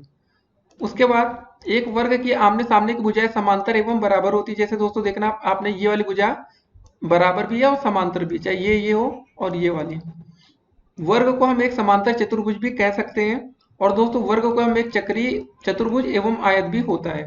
तो भाई आयत आपका एक वर्ग नहीं होता, क्योंकि आयत में आमने सामने की भुजाएं बराबर होती है, लेकिन एक वर्ग आयत भी होता है, चक्रीय चतुर्भुज भी होता है। अब दोस्तों वर्ग का क्षेत्रफल जानते क्या होता है। अगर दोस्तों वर्ग के भुजा को ए मान लेते हैं तो वर्ग का क्षेत्रफल आपका ए स्क्वायर हो जाएगा। ठीक है, वर्ग का क्षेत्रफल एक तरह से दोस्तों होता है आपका भुजा का स्क्वायर। इसको याद रखना, अगर दोस्तों वर्ग की कभी कोई भुजा दी गई उसका क्षेत्रफल निकालना है तो उसका स्क्वायर कर देंगे, हमें वर्ग का क्षेत्रफल मिल जाएगा। अगर दोस्तों जैसे इस वर्ग में एक भुजा की लंबाई 5 सेंटीमीटर है, वर्ग की भुजा 5 सेंटीमीटर, इसका क्षेत्रफल पूछा जाए तो भुजा का स्क्वायर मतलब 5 का स्क्वायर हो जाएगा, तो क्या आ जाएगा दोस्तों 25 सेंटीमीटर स्क्वायर। ये होगा वर्ग का क्षेत्रफल। दोस्तों हम वर्ग का क्षेत्रफल एक और तरीके से निकाल सकते हैं, अगर हमें विकर्णों की लंबाई ज्ञात है। अगर हमें विकर्ण की लंबाई पता है तो वर्ग का क्षेत्रफल विकर्ण के वर्ग का आधा होगा। अगर दोस्तों हम विकर्ण की लंबाई डी लेते हैं तो वर्ग का क्षेत्रफल दोस्तों क्या होगा d²/2। जी हाँ दोस्तों, अगर हमें विकर्ण की लंबाई कभी दी गई है तो अगर उसके बाद हमें क्षेत्रफल निकालना तो कौन सा फार्मूला यूज करेंगे, विकर्ण का स्क्वायर बटे 2। तो इस तरह भी हम वर्ग का क्षेत्रफल निकाल सकते हैं। तो दोस्तों वर्ग से रिलेटेड सारे गुणधर्म, इसकी प्रॉपर्टीज आपने देख ली, इसका आपने परिभाषा देख ली, इसका फार्मूला देख लिया। अब इससे ज्यादा वर्ग से कुछ नहीं बनेगा। तो दोस्तों एक सवाल और बन सकता है कि वर्ग का परिमाप क्या होगा। जी हाँ दोस्तों, ये क्वेश्चन तो बन सकता है ना, वर्ग का परिमाप बताइए। देखिए दोस्तों परिमाप मतलब सभी भुजाएं, ठीक है, तो वर्ग का परिमाप हो जाएगा 4 गुणे ए। या दोस्तों ए का मतलब हमने क्या माना था, 4 गुणे भुजा। तो दोस्तों अगर उसकी हमें एक भुजा दी गई थी जैसे 5 सेंटीमीटर, यहाँ पर दी गई ना, तो 4 गुणे 5 कर देंगे, 4 पंजे 20 सेंटीमीटर आ जाएगा आपका। ठीक है, तो ऐसे निकाल सकते हैं ना। वर्ग का परिमाप भी दोस्तों आपको पता होना चाहिए। क्षेत्रफल पता चल चुका है दोस्तों, तो वर्ग का परिमाप भी पता चलेगा, क्षेत्रफल पता चल गया दोस्तों, सब कुछ आपने वर्ग के बारे में जान लिया। तो अब वर्ग में इससे ऊपर कोई क्वेश्चन आएगा तो आप लोग पेपर में आसानी से कर पाएंगे, लेकिन आपके सिलेबस में फिलहाल इसकी डेफिनेशन से ज्यादा कुछ पूछा जाना नहीं चाहिए। लेकिन देखते हैं क्या होता है। अब अगला क्वेश्चन देखा जाए। तो दोस्तों 22 नंबर क्वेश्चन है कि आप व्यास किसे कहते हैं। तो दोस्तों व्यास किसे कहते हैं, वृत्त पर स्थित किन्हीं दो बिंदुओं को मिलाने वाली वह रेखा जो वृत्त के केंद्र से होकर जाती है व्यास कहलाती है। पहले तो आप लोग वृत्त देख लीजिए, कुछ बच्चे होंगे जिनको भी वृत्त के बारे में ज्यादा नहीं पता होगा डीपली। दोस्तों अगर हमने एक वृत्त ऐसे बना लिया तो अब हमें व्यास बताना है कि व्यास कहाँ से जाएगा। तो दोस्तों ये जैसे इसका मध्य बिंदु ये वाला पॉइंट है जो आपके सामने सो रहा है। तो दोस्तों अगर हम कोई रेखा को बिल्कुल इसके केंद्र से होकर गुजारेंगे और दो बिंदुओं पर दोस्तों जाकर वो रेखा मिलेगी, जैसे मान लेते ए और बी, ठीक है। तो दोस्तों जो ये दो पार्ट डिवाइड होंगे, देखिए दूसरा पॉइंट हमने क्या लिखा है, एक वृत्त को दो बराबर भागों में बांटने वाली रेखा व्यास कहलाती है। तो दोस्तों जहां से ये केंद्र से होकर गुजरेगी कभी भी, जैसे एक और हमने वृत्त खींच लिया दोस्तों बगल में, थोड़ा अच्छा ही करते हैं, ज्यादा अच्छा दिखे दोस्तों। ठीक है, एक और दोस्तों हमने वृत्त बना लिया और दोस्तों हमने फिर से कहा कि चलो एक और व्यास हम खींचते हैं, ये हमारा मिड पॉइंट ये हो जाएगा। और दोस्तों चलिए हम कभी एक ऐसे रेखा खींच लेते हैं, ठीक है। तो दोस्तों ये वाली जो भुजा होगी, ये वाली और ये दोनों हमेशा बराबर होंगे, जैसे यहाँ पर ये दोनों बराबर हैं। तो मतलब साफ है कि एक वृत्त को दो बराबर भागों में बांटने वाली रेखा आपकी व्यास कहलाती है। और दोस्तों व्यास का फार्मूला क्या होता है, 2 गुणे त्रिज्या। कभी दोस्तों आपको व्यास दिया गया हो त्रिज्या निकालना, तो क्या करेंगे, हम हमेशा 2 से इसको गुणा करके त्रिज्या निकाल सकते हैं, मतलब व्यास आप निकाल सकते हैं। जैसे त्रिज्या दिया गया हो दोस्तों और व्यास निकालना है तो दोस्तों गुणा करेंगे। अगर दोस्तों आपका व्यास दिया गया है तो त्रिज्या आप निकालेंगे, त्रिज्या दिया गया है तो व्यास कैसे निकालेंगे, तो त्रिज्या बराबर दोस्तों आपका ये फार्मूला आगे हो जाएगा, त्रिज्या बराबर व्यास बटे 2। इसको भी याद कर लीजिएगा दोस्तों, त्रिज्या बराबर व्यास बटे 2 होता है और व्यास बराबर 2 गुणे त्रिज्या होता है। बस आप लोग कर लेंगे। अब देखते हैं आज का अगला प्रश्न। तो दोस्तों 23 नंबर क्वेश्चन है कि परिधि को परिभाषित कीजिए। देखिए परिधि बराबर दोस्तों आपका एक फार्मूला भी होता है, जरा इसको ध्यान दीजिए आप लोग। परिधि बराबर फार्मूला क्या होता है दोस्तों आपका 2πr, ठीक है। ये दोस्तों वृत्त की परिधि का फार्मूला है। तो भाई कैसे बनाते हैं, पहले वृत्त बना लेते हैं। तो दोस्तों हमें इसकी परिधि, ठीक है, ये आपका दोस्तों जो बार होता है ये परिधि कहलाता है। तो हमें वृत्ताकार घेरे के परिमाप को ही हम वृत्त की परिधि कहते हैं, याद रखना है। इसकी परिधि की परिभाषा पूछी जाएगी, क्या बोलेंगे, वृत्ताकार घेरे के परिमाप को परिधि कहते हैं और परिधि का फार्मूला होता है 2πr, ठीक है। अब देखते हैं आज का अगला प्रश्न। तो दोस्तों 24 नंबर क्वेश्चन है कि कोण को परिभाषित कीजिए। कोण क्या होता है, देखिए कोण की परिभाषा क्या है, दो किरणों के बीच झुकाव को हम कोण कहते हैं। कोण बनाने वाली दो किरणों को कोण की भुजाएं कहते हैं। जी हाँ दोस्तों, जैसे दो किरणों के झुकाव क्या है, जैसे एक ऐसे लाइन खींच दीजिए, एक ऐसे कर दें, दोस्तों जो बीच में एंगल बनता है इसको हम क्या बोलते हैं, कोण कहते हैं, थीटा कहते हैं, जो भी आप समझ लीजिए। अब उसके बाद दोस्तों हमारा आता है कोणों के प्रकार। देखिए हम आपको बिल्कुल सब कुछ बता देना चाहते हैं, हम चाहते हैं कि आप लोग एक ही वीडियो में अधिक से अधिक कीजिए, सीख लीजिए, कि पेपर में कैसा भी प्रश्न बने आप लोग कर सके। देखिए इसलिए देखिए कोणों के प्रकार आपको एक नंबर में सिर्फ आपको इतनी डिफिनेशन देनी कोण क्या होता है। लेकिन दोस्तों देखिए इसी तरह हमने 7 क्वेश्चन और इसी एक ही क्वेश्चन में ऐड कर दिया कि आप लोग अधिक से अधिक समझ सके। देखिए दोस्तों कोणों के मुख्य रूप से 7 प्रकार होते हैं आपके कोण के। पहला कोण होता है दोस्तों आपका शून्य कोण, ये कैसे बनता है इसको भी हम बनाते हुए दिखा रहे हैं। ये दोस्तों ऐसा कोई कोड है, ऐसे बना लेंगे। तो शून्य कोण की परिभाषा पढ़िए पहले। यदि कोण बनाने वाली दो किरणों के मध्य झुकाव शून्य हो तो ऐसे कोण को हम शून्य कोण कहते हैं। जी हाँ दोस्तों, इसमें कोई झुकाव नहीं है। अब दोस्तों बात आती है न्यून कोण किसे कहते हैं। ऐसा कोण जो शून्य अंश से बड़ा परंतु 90 अंश से छोटा हो उसे हम क्या कहते हैं, न्यून कोण कहते हैं। तो न्यून कोण दोस्तों आपका कैसा बनता है, कोई ऐसा कोण कर दीजिए 90 अंश से खाली कम रहना चाहिए दोस्तों, ये कोण आपका न्यून कोण हो जाएगा। मतलब ये आपका दोस्तों थीटा की वैल्यू कुछ भी कर रख सकते हैं। जैसे मान लेते कोई ऐसा कोण बना रहे हैं आप, जैसे आपका 60 अंश का कोण है दोस्तों, ये भी आपका एक न्यून कोण है। 30 अंश का कोण न्यून कोण, मतलब 89 अंश तक के कोण को हम न्यून कोण कह सकते हैं, 89। तीसरा कोण आता है दोस्तों आपका समकोण। 90 अंश का कोण समकोण कहलाता है। देखिए समकोण की परिभाषा, ऐसा कोण जिसे बनाने वाली दोनों किरणों के मध्य का झुकाव 90 अंश का हो समकोण कहलाता है। तो दोस्तों समकोण आपका कैसे बनता है, देखिए एक ऐसे बस बिल्कुल ये रहता है ना, ये 90 अंश होता है बीच में ये। तो एक चीज दोस्तों और हम बता देना चाहते हैं आपको, वैसे पूछा नहीं जाएगा लेकिन कभी कभी आता है पटरी और प्रकार की सहायता से 90 अंश का कोण बनाइए। तो आप एक सीधी रेखा खींचेंगे और गोला प्रकार पकड़ेंगे, यहाँ पर नोक रखेंगे गोला प्रकार की। दोस्तों एक ऐसा आप चाप को कट करेंगे, उसमें दोस्तों कोई चेंजिंग ना करते हुए 2 बार कट मारेंगे उसी चाप से, ठीक है। यहाँ कट करेंगे और दोस्तों यहीं पर एक गोला प्रकार के नोक यहाँ रखेंगे, एक बार यहाँ रखेंगे, दोनों से कट मारेंगे और जो सीधी रेखा जाएगी ये आपका बनेगा 90 अंश का कोण। तो ये क्वेश्चन आपके पेपर में आ सकता है कि पटरी और प्रकार की सहायता से 90 अंश का कोण बनाइए। तो ऐसे बना सकते हैं। और याद रखिए दोस्तों जो पहला कट होता है हमारा वो 60 अंश पर होता है, दूसरा कट 120 अंश पर होता है। तो 60 का आधा कर देंगे 30 आ जाएगा, 120 और 90 का आधा किया तो हमारा 90 आया। अगला कोण आता है दोस्तों हमारा अधिक कोण। ऐसा कोण जो 90 अंश से बड़ा होना चाहिए लेकिन 180 अंश से छोटा हो हमारा अधिक कोण कहलाता है। मतलब क्या है दोस्तों कि कोई एक ऐसा कोण है जो हमारा जैसे 120 अंश का दोस्तों हमारा कोण बन रहा है, ये अधिक कोण हो गया। मतलब 90 अंश से तो बड़ा, 180 से छोटा, मतलब 91 अंश का भी कोण बनेगा तो वो हमारा अधिक कोण कहलाएगा। अब बात आती है ऋजु कोण, स्ट्रेट एंगल। 180 अंश का कोण दोस्तों ऋजु कोण कहलाता है। 180 अंश का कोण कैसे बनता है, देखिए जरा, ऐसे है ना, ऐसे ना दोस्तों, बस ऐसे ही कर दीजिए, इसको आगे कर दीजिए, मतलब 180 अंश का कोण आपको दिखाई देना चाहिए। बस ये हो गया, बिल्कुल स्ट्रेट लाइन रहेगी, ठीक है। 180 अंश का कोण ऋजु कोण कहलाता है। अब इसकी परिभाषा क्या है, ऐसा कोण जिसे बनाने वाली दोनों किरणें एक दूसरे की विपरीत दिशा में हो ऋजु कोण कहलाता है। जी हाँ दोस्तों, एक तो लाइन इधर साइड रहेगी, एक लाइन यहाँ रहेगी, बीचों बीच में आपका ऋजु कोण कहलाएगा। अब बात आती है बृहद कोण किसे कहते हैं। ऐसा कोण जो 180 अंश से बड़ा हो लेकिन 360 अंश से छोटा हो बृहद कोण कहलाता है। मतलब साफ है दोस्तों, बृहद कोण का क्या है, 180 अंश से बड़ा, मतलब ये लाइन ऐसे है, यहाँ नीचे कोई दोस्तों कोण बनेगा तो ये आपका बृहद कोण हो जाएगा, ठीक है। अगर आप ऐसा कोई कोण बनाएंगे यहाँ इतना लंबा रहा तो भी दोस्तों ये बृहद कोण हो जाएगा।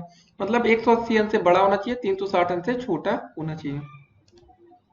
अब संपूर्ण कोण किसे कहते हैं। 360 अंश का कोण दोस्तों आपका संपूर्ण कोण कहलाता है। इसकी परिभाषा क्या है, यदि कोण बनाने वाली दोनों किरणों के मध्य झुकाव 360 अंश का हो तो ऐसे कोण को हम संपूर्ण कोण कहते हैं। तो क्या होगा दोस्तों, ऐसा आप बना दीजिएगा, ठीक है। आप ऐसे यहाँ पर एक गोला दिखा दीजिएगा, ये आपका 360 अंश शो हो जाएगा, बस। तो आपने दोस्तों कोण देख लिया। अगर आपका कोण पेपर में किसी भी प्रकार का कोई भी कोण पूछा जाएगा तो उम्मीद करते हैं आप गलती नहीं करेंगे। तो अब दोस्तों कुछ अलग देखा जाए तो आपने कोण को देख लिया पूरी तरीके से। कोण कितने प्रकार के होते हैं, 7 प्रकार के होते हैं, सारे कोण आपने देख लिए। अब उम्मीद करते हैं दोस्तों कोण में किसी भी प्रकार का क्वेश्चन आएगा आप लोग गलती नहीं करेंगे। अब देखते हैं आज का अगला प्रश्न। तो दोस्तों 25 नंबर क्वेश्चन क्या है आपका कि त्रिभुज किसे कहते हैं बताइए। अब त्रिभुज क्या होता है आइए देखते हैं। 3 रेखाओं से मिलकर बनी एक बंद आकृति को हम त्रिभुज कहते हैं। प्रत्येक त्रिभुज की 3 भुजाएं, 3 कोण, 3 शीर्ष होते हैं और त्रिभुज के तीनों कोणों का योग 180 अंश का होता है। तो त्रिभुज दोस्तों आपके लिए क्या चाहिए, सबसे जरूरी क्या है, 3 भुजाएं होनी चाहिए, कैसी भी भुजाएं हो, ऐसे ऐसे, ठीक है। 3 भुजाएं दोस्तों हमारी हो गई, थोड़ा जल्दी बन गया, ठीक है। ऐसे जोड़ देंगे, 3 भुजा होना चाहिए दोस्तों। देखिए 3 शीर्ष हो गए ना, पहला शीर्ष ये, दूसरा शीर्ष ये, तीसरा शीर्ष ये, और दोस्तों 3 कोण ये, एक पहला कोण, दूसरा कोण, तीसरा कोण, 3 भुजाएं। तो इतनी चीजें होनी चाहिए और त्रिभुज के तीनों कोणों का योग आपका 180 अंश का होता है। अब दोस्तों बात करेंगे त्रिभुज के कितने प्रकार के होते हैं। देखिए त्रिभुज आपके 6 प्रकार के होते हैं। अब बात एक भुजाओं के आधार पर कर लेते हैं और एक कोणों के आधार पर, सबको जोड़ेंगे तो 6 हो जाएगा। पहला दोस्तों होता है आपका समबाहु त्रिभुज। तो समबाहु त्रिभुज कैसा होता है आइए देख लेते हैं इसको भी। मेन इतना याद रखना है कि समबाहु त्रिभुज के तीनों कोण आपके बराबर होते हैं। तीनों कोणों का दोस्तों कितने होते हैं, 60 अंश का। ये भी होगा दोस्तों समबाहु में, ये भी 60 अंश का और ये भी 60 अंश का, ज्यादा नहीं जानना। और तीनों भुजाएं दोस्तों हमेशा बराबर होती है। अगर दोस्तों ये 3 सेंटीमीटर है तो ये भी 3 हो जाएगी और ये भी 3 सेंटीमीटर, ठीक है, तीनों भुजाएं बराबर। अब दोस्तों दूसरा आता है आपका समद्विबाहु त्रिभुज। ये कैसे बनता है, तो इसको बना लेते हैं समद्विबाहु दोस्तों, बनाएंगे इस बार। तो दोस्तों इसमें मेन हमारा समद्विबाहु का मतलब ये होता है दो भुजाएं इसमें बराबर होती है। ठीक है, बस इतना समझ लीजिए अभी। अब दोस्तों एक और आता है आपका विषमबाहु त्रिभुज। तो दोस्तों विषमबाहु से आपके नाम से स्पष्ट है कि भाई जो तीनों भुजाएं होंगी वो अलग अलग होने वाली, मतलब कुछ भी हो सकते हैं, कोई भुजा ऐसे है, कोई भुजा ऐसे है, कोई भुजा ऐसे है। मतलब दोस्तों कोई भुजा समान नहीं होगी, तीनों भुजाएं अलग अलग होंगी। जैसे आपने समबाहु में देखा तीनों भुजाएं बराबर है, समद्विबाहु में देखा दो भुजाएं बराबर है। अब दोस्तों विषमबाहु का मतलब साफ है, कोई एक ऐसी भुजा कर देते हैं, कोई एक ऐसी भुजा कर देंगे, कोई ऐसी कर देंगे, तो आपका विषमबाहु त्रिभुज तैयार हो गया। अब दोस्तों बात करते हैं कोणों के आधार पर तीन प्रकार के आपके त्रिभुज कौन से। पहला न्यून कोण, समकोण और अधिक कोण त्रिभुज। अब न्यून कोण दोस्तों कैसा होना चाहिए, तो न्यून कोण का मतलब साफ है दोस्तों कि कोई भी कोण 90 अंश का नहीं होना चाहिए, मतलब 90 अंश से सब छोटा होना चाहिए। तो एक ऐसा त्रिभुज हम बना रहे हैं, तो ये आपका न्यून कोण हो गया। ठीक है दोस्तों, अब बात कर लेते हैं आपका समकोण त्रिभुज कैसा होता है। समकोण त्रिभुज तो बना के दिखाते हैं आपको ये। चलिए ऐसे ही ड्रा करते हैं दोस्तों, पहले एक लाइन ड्रा कर लेंगे। ठीक है, एक ऐसे दोस्तों लाइन खींचते हैं, समकोण त्रिभुज बनाना है। फिर से दोस्तों एक और लाइन लेंगे, ठीक है, और दोस्तों एक और बार लाइन लेना पड़ेगा। तो दोस्तों ये आपका तैयार हो गया आपका एक लिए समकोण त्रिभुज। ठीक है, आपके सामने। तो दोस्तों एक कोण इसका अगर 90 अंश होता है, समकोण त्रिभुज का मतलब ये है कि एक कोण 90 अंश का होगा। तो दोस्तों यहाँ पर हम पाइथागोरस प्रमेय भी लगाते हैं, ए बी और सी मान लेते हैं। दोस्तों आपको पता है ये सी वाली भुजा क्या है आपकी, ये कर्ण है। पाइथागोरस प्रमेय कहाँ से आया था दोस्तों, इधर ही से आता ना। ये भुजा को हम आधार कहेंगे, ठीक है, और दोस्तों ये वाली भुजा को हम क्या बोलेंगे, लंब कहेंगे। दोस्तों ये आपने पढ़ रखा होगा कि कर्ण का स्क्वायर बराबर क्या होता है, कर्ण का स्क्वायर बराबर होता है आपका लंब का स्क्वायर, ठीक है, प्लस का आपका आधार का स्क्वायर। ये सभी बच्चों ने पहले से पढ़ रखा है। ठीक है, ये फार्मूला है दोस्तों, यही से आया था। तो कर्ण का स्क्वायर बराबर लंब का स्क्वायर प्लस आधार का स्क्वायर, ये है आपका पाइथागोरस प्रमेय। अब दोस्तों अधिक कोण त्रिभुज का साफ साफ मतलब है दोस्तों कि एक कोण आपका 90 अंश से अधिक होगा। अधिक कोण बनाना है दोस्तों तो आप ऐसे बना दीजिएगा, ये हो गया। ठीक है, अधिक कोण त्रिभुज। ये कोण आपका मतलब 120 अंश भी मान लीजिए, तो कितना हो गया, 30 बचा या जो भी हो। तो दोस्तों आपने तीन कोणों के आधार पर देख लिया, तीन प्रकार के त्रिभुज भुजाओं के आधार पर देख लिया। अब देखिए दोस्तों त्रिभुज का क्षेत्रफल का फार्मूला क्या होता है, कभी आ जाए पेपर में। त्रिभुज का क्षेत्रफल बेसिकली होता है 1/2 आधार गुणे ऊंचाई।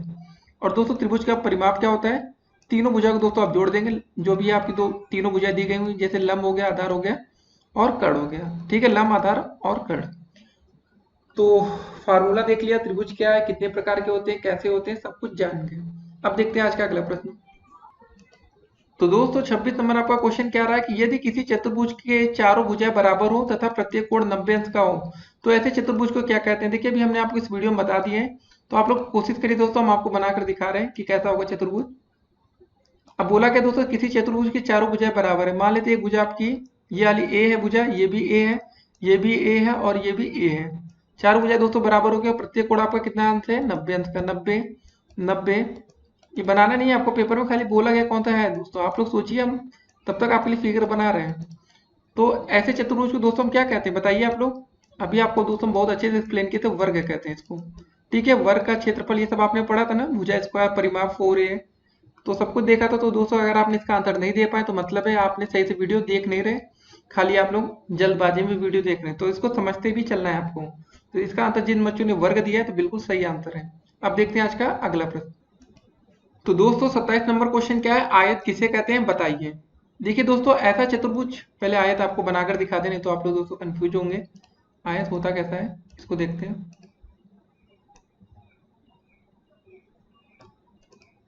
ठीक है, तो दोस्तों जैसे ये इसकी लंबाई ये हो गई दोस्तों, ठीक है। और दोस्तों ये भुजा अगर बी है तो ये भी भुजा बी हो जाएगी, दोनों भुजाएं बराबर होती है आमने सामने की, प्रत्येक कोण 90 अंश का यहाँ भी होता है। तो पहले चलिए इसकी परिभाषा देखते हैं कि ऐसा चतुर्भुज जिसके सम्मुख भुजाएं या आमने सामने की भुजाएं बराबर होती है। दोस्तों जैसे देख रहे हैं ये वाली भुजा बी है तो ये वाली भुजा बी है, ये आमने सामने भुजा दोस्तों ए है तो ये वाली भी ए है, और समांतर भी होती है दोस्तों, तथा प्रत्येक कोण समकोण हो वह आयत कहलाता है। तो आपकी स्क्रीन पर एक आयत शो हो रहा है, इसकी दोस्तों विशेषताएं या गुण किस क्या होती है आयत किसको देखते हैं। प्रत्येक कोण समकोण होता है, दोनों विकट समान होते हैं दोस्तों। विकट अगर हम बनाएंगे, एक विकट दोस्तों ये जाएगा पहला, और दोस्तों दोनों विकट आपके क्या होते हैं, समान होते हैं। तीसरा पॉइंट है आमने सामने भुजाएं बराबर हुआ समांतर होती है दोस्तों, हमने देख लिया। आयत को हम समांतर चतुर्भुज भी कहा जा सकता है, समांतर चतुर्भुज आयत को हम कह सकते हैं। अब दोस्तों इसका फार्मूला क्या होता है आयत के लिए, आयत का दोस्तों क्षेत्रफल क्या होता है, लंबाई गुणे चौड़ाई। अगर दोस्तों इस फिगर में देखें तो इसका क्षेत्रफल क्या हो जाएगा, ए गुणे बी हो जाएगा। और दोस्तों आयत का परिमाप क्या हो जाएगा, 2 लंबाई प्लस चौड़ाई। इस फिगर के हिसाब से दोस्तों 2 हो जाएगा और ब्रैकेट में आप लिख सकते हैं a प्लस का b। ठीक है, इसका परिमाप याद रखना है, 2 लंबाई प्लस चौड़ाई और इसका क्षेत्रफल लंबाई गुणे चौड़ाई। अब देखते हैं दोस्तों आज का अगला प्रश्न। चलिए थोड़ा सा इसी में क्वेश्चन जनरेट कर देते हैं। अगर दोस्तों इसकी लंबाई हम थोड़ी देर के लिए मान लेते हैं, इसकी लंबाई 5 सेंटीमीटर थी और चौड़ाई दोस्तों आपकी 3 सेंटीमीटर है, तो इसका क्षेत्रफल बताइए।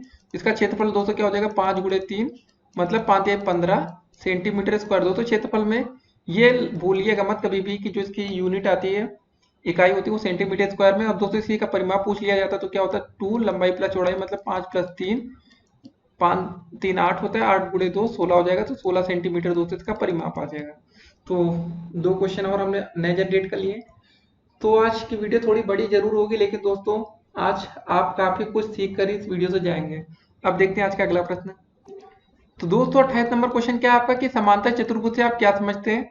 चलिए आपके सामने एक पहले समांतर चतुर्भुज बना लिया जाए तो आप लोग ज्यादा अच्छे से समझ पाएंगे दोस्तों। तो समांतर चतुर्भुज कुछ आपका ऐसा हो जाएगा। देखिए दोस्तों, पहले देखा होगा दोस्तों आपने पहले, लेकिन जो बच्चे थोड़ा आर्ट साइड या बायो से आए होंगे तो थोड़ा बच्चे को भूल जाते हैं कि कैसा रहता है।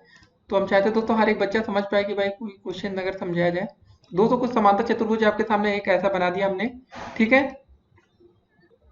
तो थोड़ा बहुत दोस्तों इसका नामकरण कर लिया जाए, ए बी और सी डी, ठीक है।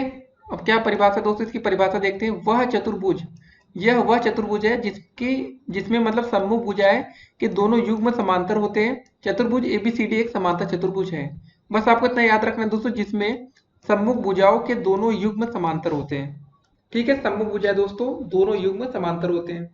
तो अभी अगला क्वेश्चन दोस्तों और देखेंगे, समांतर चतुर्भुज के गुण क्या होते हैं, तो आप लोग ज्यादा अच्छे से समझ पाएंगे। तो दोस्तों 29 नंबर क्वेश्चन क्या रहा आपका कि समांतर चतुर्भुज के 3 विशेषताओं को बताना है आपको, ठीक है। तो हमने आपको अगले क्वेश्चन में लिया है 29 नंबर। तो दोस्तों 3 विशेषताएं देखते हैं। पहली विशेषता दोस्तों, अगर किसी समांतर चतुर्भुज का विकर्ण इसे 2 सर्वांगसम त्रिभुजों में विभाजित करता है। जी हाँ दोस्तों, जैसे ए डी बी सर्वांगसम होगा ए बी सी के। ए डी बी मतलब दोस्तों अगर हम इसको बीच से अगर इसको ऐसे विकर्ण खींच देते हैं तो दोस्तों ये 2 त्रिभुज जो होंगे, पहला दोस्तों त्रिभुज क्या है, ए डी बी, ये वाला सर्वांगसम होगा दोस्तों आपका ए बी सी के, इसके दोस्तों, ठीक है, 2 त्रिभुज। तो आप समझ गए दोस्तों कि अगर हम कभी भी किसी समांतर चतुर्भुज की 2 विकर्ण को मिला देंगे तो दोस्तों वहां पर जो 2 त्रिभुज अलग अलग बनेंगे दोनों सर्वांगसम होंगे। दूसरी विशेषता इसकी होगी, किसी समांतर चतुर्भुज के विकर्ण एक दूसरे को समद्विभाजित करते हैं, आधा आधा करते हैं दोस्तों। जैसे अगर हम सी को उठाकर ए पर रखेंगे तो दोस्तों दोनों जो त्रिभुज बनेंगे बिल्कुल दिखाई नहीं देंगे। अब सम्मुख भुजाएं दोस्तों सर्वांगसम होती है, जैसे ए बी बराबर डी सी। ए बी बराबर आपका दोस्तों सम्मुख भुजाएं है और ये क्या है आपकी बराबर है। सम्मुख कोण सर्वांगसम होते हैं दोस्तों, जैसे ए डी सी बराबर ए बी सी, ठीक है। जैसे आपका ए डी सी पूरा कोण ए बी सी के सम्मुख कोण क्या है दोस्तों, दोनों आपस में बराबर है। अब दोस्तों बात करेंगे जो क्रमागत पूरक कोण होते हैं, वो जो क्रमागत कोण होते हैं मतलब वो पूरक होते हैं, जैसे कोण डी ए बी, ठीक है, ये वाला कोण दोस्तों प्लस ए डी सी,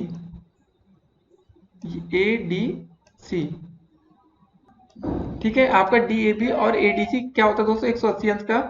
उसके बाद दोस्तों डिस्कस करेंगे लास्ट में, मतलब कि यदि एक कोण समकोण है तो सभी कोण समकोण होंगे। याद रखेंगे दोस्तों, अगर कोई भी कभी एक कोण समांतर चतुर्भुज की बात हो रही है, एक कोण समकोण होगा दोस्तों तो सभी कोण क्या हो जाएंगे, अपने आप समकोण हो जाएंगे।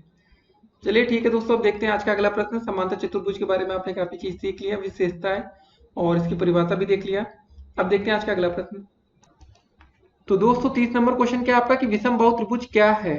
दोस्तों इस त्रिभुज की सारी भुजाएं आपस में असमान होती हैं, सारी भुजाओं के असमान हो और सभी कोण भी असमान होते हैं दोस्तों। देखिए विषम बाहु त्रिभुज का मतलब ये दोस्तों की सारी भुजाएं क्या है, विषम होनी चाहिए, अलग अलग होनी चाहिए, मतलब असमान होनी चाहिए। मेन बात ये होती है दोस्तों, विषम बाहु त्रिभुज की खासियत यही होती है। तो आपको बना के दिखा देते दोस्तों, जैसे कोई त्रिभुज एक ऐसा है, ठीक है दोस्तों, दूसरी भुजा मान लेते हैं एक ऐसी जा रही है और दोस्तों तीसरी भुजा हमारी कुछ ऐसी जा रही है। तीनों भुजा हमारी क्या है, असमान है दोस्तों। अगर हम मान लेते हैं ये थोड़ी देर के लिए 5 है, ये आपकी 4 है और दोस्तों ये आपकी भुजा 2 है। एक चीज याद रखिए दोस्तों, ये विषम बाहु त्रिभुज तो बन गया। कभी कभी दोस्तों आपके पेपर में ऐसा क्वेश्चन आ जाता है कि आपको 3 भुजाएं दी जाती है और पूछा जाता है कि इन तीनों भुजाओं से मतलब जैसे आपको दे दिया गया कि 2, 4 और 5, ठीक है, आपको मतलब ये दिया जाएगा क्वेश्चन कि आपको किसी त्रिभुज की 3 भुजाएं दी जाती है। जैसे मान लेते हैं पहली भुजा की लंबाई 2 सेंटीमीटर, दूसरी की 4 सेंटीमीटर, तीसरी के 5 सेंटीमीटर। तो दोस्तों अगर तीनों भुजाएं मिलकर आपका किस प्रकार का त्रिभुज का निर्माण करेंगी, वहां पर ऑप्शन होंगे समबाहु, विषमबाहु, समद्विबाहु। तो ऐसे ऑप्शन आपको दिए जाते हैं। ठीक है, तो आपको बताना होता है कि कौन सा त्रिभुज बनेगा। तो वहां आपसे गलतियां क्या होती है दोस्तों, कभी कभी ऑप्शन होता है समकोण त्रिभुज का भी। देखिए होता क्या है, आपने ये देख लिया तो आप बोल देंगे विषमबाहु त्रिभुज। अगर दोस्तों इसी क्वेश्चन में थोड़ा सा हम चेंज करते हैं, पहली भुजा दोस्तों आपको 2 सेंटीमीटर, दूसरी भुजा दोस्तों आपको 4 सेंटीमीटर, और तीसरी भुजा दोस्तों आपको दे देते हैं हम 7 सेंटीमीटर। अब बताइए आप लोग, आपके सामने लाइव चल रही वीडियो जब आप देख रहे होंगे, तो आप बताइए किस प्रकार का त्रिभुज बनेगा। समबाहु होगा, समद्विबाहु होगा, समकोण होगा, या विषमबाहु त्रिभुज। 2, 4 और 7 सेंटीमीटर, 3 भुजाएं दी गई दोस्तों, तो आपको बताना है। तो दोस्तों इसका आंसर पता क्या होगा, आपने देख लिया होगा, सोचा होगा, तो इसका आंसर होगा दोस्तों कि त्रिभुज ही नहीं बनेगा। जी हाँ दोस्तों, कोई त्रिभुज नहीं बन पाएगा। आप कहेंगे यार कैसे नहीं बनेगा, त्रिभुज नहीं बनेगा, क्यों नहीं बनेगा। अब आप ये समझिए, पहले त्रिभुज बनने के लिए दोस्तों एक कंडीशन होती है कि जो दो भुजाओं का योग होना चाहिए। त्रिभुज में जैसे ये दिया गया है 2, 4 और 7 दोस्तों दिया गया है, तो हमारी दो भुजाओं का योग मतलब कोई भी दो भुजा आप जोड़ देंगे तो तीसरी भुजा से बड़ी होनी चाहिए दोस्तों। पहले हम आपको ये वाला दिखा देते जो विषमबाहु आपका बना, तो उससे आप ज्यादा अच्छे से समझ पाएंगे। इसमें दोस्तों हमारी क्या क्या भुजाएं थी, 2, 4 और 5 थी, है ना। 2 थी, 4 थी, 5 थी। तो दोस्तों हमने क्या बोला कि पहली कंडीशन आपकी ये है कि दो भुजाओं का योग तीसरी भुजा से बड़ी होनी चाहिए। अगर दोस्तों हम 4 और 2 को जोड़ेंगे तो कितना होता है, 6 होता है। तो दोस्तों तीसरी भुजा हमारी 5 सेंटीमीटर, तो तीसरी भुजा से बड़ी हो गई, पहली शर्त कंप्लीट। अगर दोस्तों 4 और 5 को जोड़ते हैं तो कितना होता है, 5, 4, 9। दोस्तों ये 2 है, इससे भी बड़ी हो गई, यहाँ भी देख लिया। अब दोस्तों पहली 2 और 5 को जोड़ेंगे 7 होगा, तो दोस्तों 4 से भी बड़ी। तो मतलब ये पूरी कंडीशन सेटिस्फाई है कि दो भुजाओं का योग हमारी तीसरी भुजा से बड़ी है, तो मतलब हमारा एक त्रिभुज बन जाएगा कैसे ना कैसे। तो दोस्तों एक ही और है, आपने विषमबाहु त्रिभुज का क्षेत्रफल कैसे निकालें, इसका एक फॉर्मूला आपने पढ़ा होगा, हेरॉन फार्मूला करके। तो आपने पढ़ा होगा ना बचपन में, हेरॉन फार्मूला क्या होता है। तो इसको देखते हैं दोस्तों, हेरॉन फार्मूला या HERONS, हेरॉन्स फार्मूला। ठीक है दोस्तों, तो सभी ने पढ़ा होगा कि सबसे पहले हम S बराबर निकाल लेते हैं A plus B plus C/2। तो दोस्तों ABC होता क्या है, जैसे आपने कोई विषमबाहु त्रिभुज ऐसे बना लिया, तीनों भुजाएं दोस्तों अगर कोई A दे रखा है, B दे रखा है और C की वैल्यू दोस्तों यहाँ रख देंगे। जब दोस्तों S की वैल्यू हमें मिल जाएगी तो इसका एरिया क्षेत्रफल जब होता है विषमबाहु त्रिभुज का क्षेत्रफल क्या होता है, formula under root of S minus A, S minus का B, और दोस्तों क्या होता है लास्ट में S माइनस C। तो दोस्तों आप लोग ऐसे विषमबाहु त्रिभुज का क्षेत्रफल भी निकाल सकते हैं हेरॉन्स फार्मूला की मदद से। हेरॉन सूत्र दोस्तों आपने सभी बच्चों ने पढ़ रखा होगा। तो आपको ये क्वेश्चन के फिलहाल इतनी चीज आपने सीख लिया होगा कि कोई त्रिभुज कब बनेगा, कंडीशन सीख लिया। दोस्तों देखिए त्रिभुज कब नहीं बनेगा, जब हमने क्या बोला कि दो भुजाओं का योग तीसरी भुजा से बड़ा होना चाहिए। देखिए कभी कभी दोस्तों दो भुजाओं का योग तीसरी भुजा के बराबर होगा तो क्या होगा, तो दोस्तों आपका बनेगा एक पतित त्रिभुज। ठीक है, लेकिन फिलहाल वैसा क्वेश्चन आता नहीं पेपर में, लेकिन आप ये समझ लीजिए जैसे हमने आपको एक एग्जांपल दिया था 2, 4, 7। तो दोस्तों जब दो भुजाएं जोड़ते हैं हम, 4, 2, 6 जोड़ेंगे तो दोस्तों कितना होता है, 4 प्लस 2 6 होता है। तो दोस्तों जो तीसरी भुजा से छोटी है, आप खाली इमेजिन करिए कि अगर हम 7 सेंटीमीटर लंबी भुजा खींच देते हैं, तो दोस्तों अगर यहाँ पर 2 सेंटीमीटर जाएगी तो क्या इसकी लंबाई क्या 4 हो जाएगी, नहीं हो पाएगी। बस इसी बात को दोस्तों हम समझाना चाहते थे कि कम से कम अगर आपकी दो भुजाएं की जो लंबाई होती है वो तीसरी भुजा के बराबर या बड़ी होनी चाहिए दोस्तों, बराबर में एक पतित त्रिभुज बनता है। लेकिन फिलहाल वैसे क्वेश्चन नहीं आते पेपर में। फिलहाल जो आपका एग्जांपल रहेगा, मतलब जो विकल्प दिया रहेगा विषमबाहु, समबाहु या समद्विबाहु त्रिभुज, तो वो सब विकल्प में नहीं मिलेगा। तो फिलहाल इतना याद रखना है, कभी आपके पेपर में ऐसा कोई क्वेश्चन आ जाए कि कोई भुजा दोस्तों 1 सेंटीमीटर दी गई, 2 दे रखी है और 5 सेंटीमीटर दी गई, तो बोला जाए कि इन तीन मतलब जो भुजाओं से कैसा त्रिभुज बनेगा। तो दोस्तों आपका विकल्प में सिंपल तो रहेगा कि आप लोग ये विकल्प को टिक करेंगे कि इसमें त्रिभुज बनेगा नहीं या इनमें से कोई नहीं। ठीक है, क्योंकि यार 1, 2 और 5 जोड़ेंगे तो कहाँ बन पाएगा। अगर कोई भुजा की लंबाई अगर दोस्तों आप 2 सेंटीमीटर यहाँ खींच देंगे तो 5 अगर आपने यहाँ खींच दिया 5 सेंटीमीटर, तो 2 आप भाई एक ही लंबाई बची ना 1 सेंटीमीटर, कैसे जोड़ेंगे, त्रिभुज कहाँ बनेगा। बस यही सब बातें थी। तो विषमबाहु दोस्तों त्रिभुज का आपने हेरॉन्स फार्मूला देख लिया कैसे होता है, सब कुछ जान चुके हैं। अब देखते हैं आज का अगला प्रश्न। तो दोस्तों 31 नंबर क्वेश्चन क्या है आपका कि न्यून कोण त्रिभुज क्या है बताइए। तो दोस्तों हमने न्यून कोण पहले पढ़ चुके हैं, लेकिन दोस्तों हम आपको बता दें कि न्यून कोण त्रिभुज का मतलब ऐसा त्रिभुज होना चाहिए दोस्तों कि जिसमें कोई भी कोण ना तो 90 अंश का हो ना तो 90 अंश से बड़ा हो। तो दोस्तों सिंपल सी बात है, ऐसा त्रिभुज जिसके सभी कोण 90 अंश से कम के होते हैं वो न्यून कोण त्रिभुज होता है। दोस्तों अगर हम कोई त्रिभुज ऐसे बना लेते हैं, कोई भी दोस्तों त्रिभुज में चाहे कितने भी अंश का हो कोण, लेकिन 90 अंश का नहीं होना चाहिए। दोस्तों अगर हम मान लेते हैं दो 50-50 अंश के दोस्तों कोण है, 50-50 100 हो गया आपका, और ये 80 अंश का हो गया। तो त्रिभुज के तीनों कोणों का योगफल 180 अंश होता है ना। तो इसमें याद रखना है कि कोई भी त्रिभुज ऐसा हो दोस्तों, न्यून कोण त्रिभुज का मतलब ये है कि उसमें कोई भी कोण ना तो 90 अंश का होना चाहिए, ना तो 90 अंश से अधिक का होना चाहिए, या आप ऐसे कहिए दूसरे शब्दों में, ऐसा त्रिभुज जिसके तीनों कोण 90 अंश से कम हो, न्यून कोण कहलाता है। ठीक है, त्रिभुज भी आप ऐसे बना सकते हैं, ABCD ऐसे बढ़िया लिख देंगे तो आपको एग्जामिनर पूरे अंक देगा। अब देखते हैं आज का अगला प्रश्न। तो दोस्तों 32 नंबर क्वेश्चन क्या रहा आपकी, वृत्त से आप क्या समझते हैं। ठीक है, ऐसा क्वेश्चन आपके पेपर में आ सकता है कि वृत्त, सबको पता है कि भाई एक ऐसा सर्कल बना दो जो कि गोला टाइप का, उसको वृत्त बोलते हैं। ऐसा नहीं होता दोस्तों, लेकिन जब उसकी परिभाषा लिखनी हो तो कैसे लिखेंगे, देखिए वृत्त या सर्किल एक तल के उन बिंदुओं का समूह होता है जो एक नियत बिंदु केंद्र से अचर दूरी त्रिज्या पर होते हैं। जी हाँ दोस्तों, जैसे कुछ बिंदु यहाँ पर होंगे दोस्तों, ये चाहे इस बिंदु हो, यहाँ पर बिंदु हो दोस्तों, कोई भी वृत्त पर, तो दोस्तों जो केंद्र होता है हमारा मध्य बिंदु, यहाँ से सभी दोस्तों जितने बिंदु की सभी की दूरी हमेशा एक समान होती है। मतलब आपकी त्रिज्या दोस्तों यहाँ पर अगर 8 सेंटीमीटर है तो दोस्तों यहाँ पर भी R होगी, यहाँ पर भी R है, या दोस्तों इसको 4 सेंटीमीटर यहाँ मान ले तो यहाँ भी 4 होगी, यहाँ भी 4 होगी। साफ साफ दोस्तों यही कहने का मतलब है कि वृत्त आपका एक तल पर उन बिंदुओं का समूह होता है जो एक नियत बिंदु से अचर दूरी पर होते हैं। ठीक है, इसको आप समझ गए होंगे। अब देखते हैं आज का अगला प्रश्न। तो दोस्तों 33 नंबर क्वेश्चन क्या है कि वृत्त की परिधि का सूत्र बताइए। तो वृत्त की परिधि का फार्मूला दोस्तों मैं आपको पहले बता रखा हूँ वैसे, 2πr। तो दोस्तों यहाँ पर r बराबर आपका क्या होता है, वृत्त की आपकी क्या होती है, त्रिज्या। जो भी इससे पहले वाले क्वेश्चन ऊपर हमने देखा ना कि एक निश्चित बिंदु से जो दूरियां बराबर होती है दोस्तों, ये आपकी त्रिज्या होती है। तो वृत्त की परिधि का फार्मूला होता है, आप याद रखेंगे 2πr। अब देखते हैं आज का अगला प्रश्न। तो दोस्तों 34 नंबर क्वेश्चन क्या रहा आपका कि वृत्त के 3 गुण बताइए। तो दोस्तों हम चलिए वृत्त के कोणों से संबंधित हम आपको 3 गुण बताते हैं जो आपके काम भी आने वाला है। पहला दोस्तों गुण है कि एक ही वृत्त खंड में 2 कोण समान होते हैं। दूसरा दोस्तों है कि एक अर्धवृत्त में कोणों की माप 90 अंश होता है। तो आपने दोस्तों एक प्रॉपर्टी पढ़ा होगा, अर्धवृत्त में बना कोण हमेशा समकोण होता है। और दोस्तों एक ही वृत्त के केंद्र में बना कोण उसी चाप द्वारा परिधि पर बनाए गए कोण से 2 गुना होता है। तो हो सकता है आपको समझ में ना आए, तो इसके लिए आपको दोस्तों हम लाइव दिखाते हैं कैसे भाई क्या होगा। तो चलिए एक कोण, एक वृत्त पहले बनाते हैं दोस्तों। सबसे पहले हमारी पहली प्रॉपर्टीज क्या उसको देखते हैं कि एक ही वृत्त खंड में 2 कोण हमेशा समान होते हैं। जैसे दोस्तों हम लोग बना लेते हैं 2 कोण आपका, ठीक है। तो दोस्तों अगर हम इस 2 कोणों की बात करें, जहां आपको हाईलाइट करें, एक ये कोण एक ये कोण, तो दोस्तों ये दोनों कोण हमेशा क्या होंगे, समान होंगे। ये आपकी पहली प्रॉपर्टी है। दूसरी प्रॉपर्टी दोस्तों, अर्धवृत्त में बना कोण आपका समकोण होता है। इसको बनाते हैं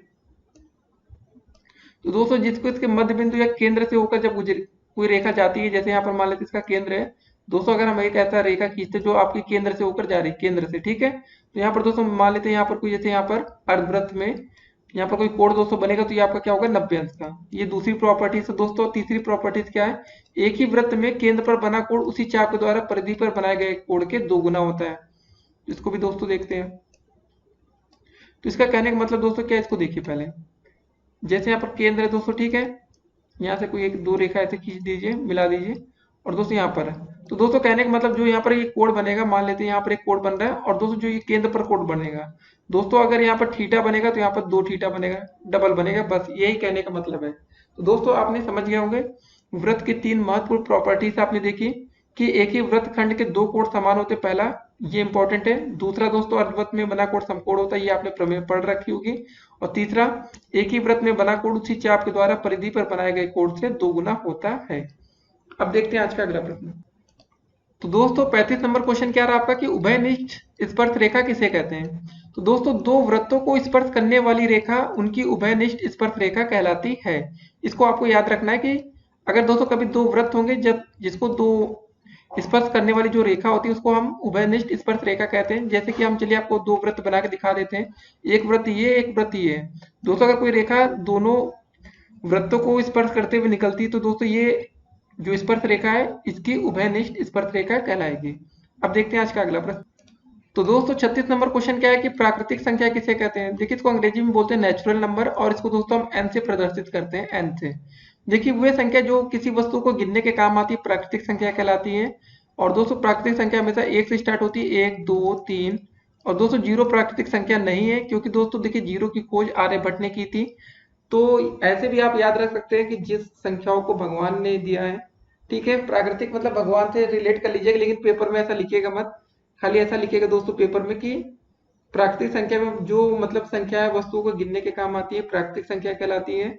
और 1 2 3 4 5 ये सब होती है आपकी प्राकृतिक संख्या है। ये इसको दोस्तों धन पूर्णांक संख्या भी कहते हैं। अब देखते हैं आज का अगला प्रश्न। अब दोस्तों 37 नंबर क्वेश्चन है कि परिमेय संख्या किसे कहते हैं। देखिए दोस्तों, जिन संख्याओं को हम p अपॉन क्यू के फॉर्म में लिख सकते हैं उसको हम क्या बोलते हैं, परिमेय संख्या बोलते हैं। जहां पर दोस्तों क्यू की value does not equal to zero, zero नहीं होना चाहिए, नहीं तो इनफाइनाइट बन जाएगा। तो आप समझ गए होंगे परिमेय संख्या किसे कहते हैं।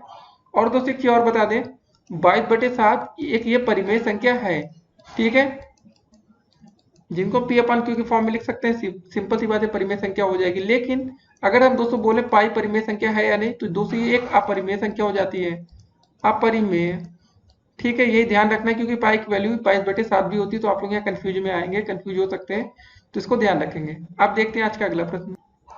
तो दोस्तों 38 नंबर क्वेश्चन है कि x माइनस वाई में क्या जोड़े कि योगफल 2x प्लस वाई हो जाए। तो दोस्तों अगर कभी ऐसा क्वेश्चन आ जाए तो आप लोग ये मान लीजिएगा कि हम x माइनस वाई में अगर हम फी और पैरेट जोड़ देते हैं तो आपका योगफल 2x प्लस वाई हो जाता है।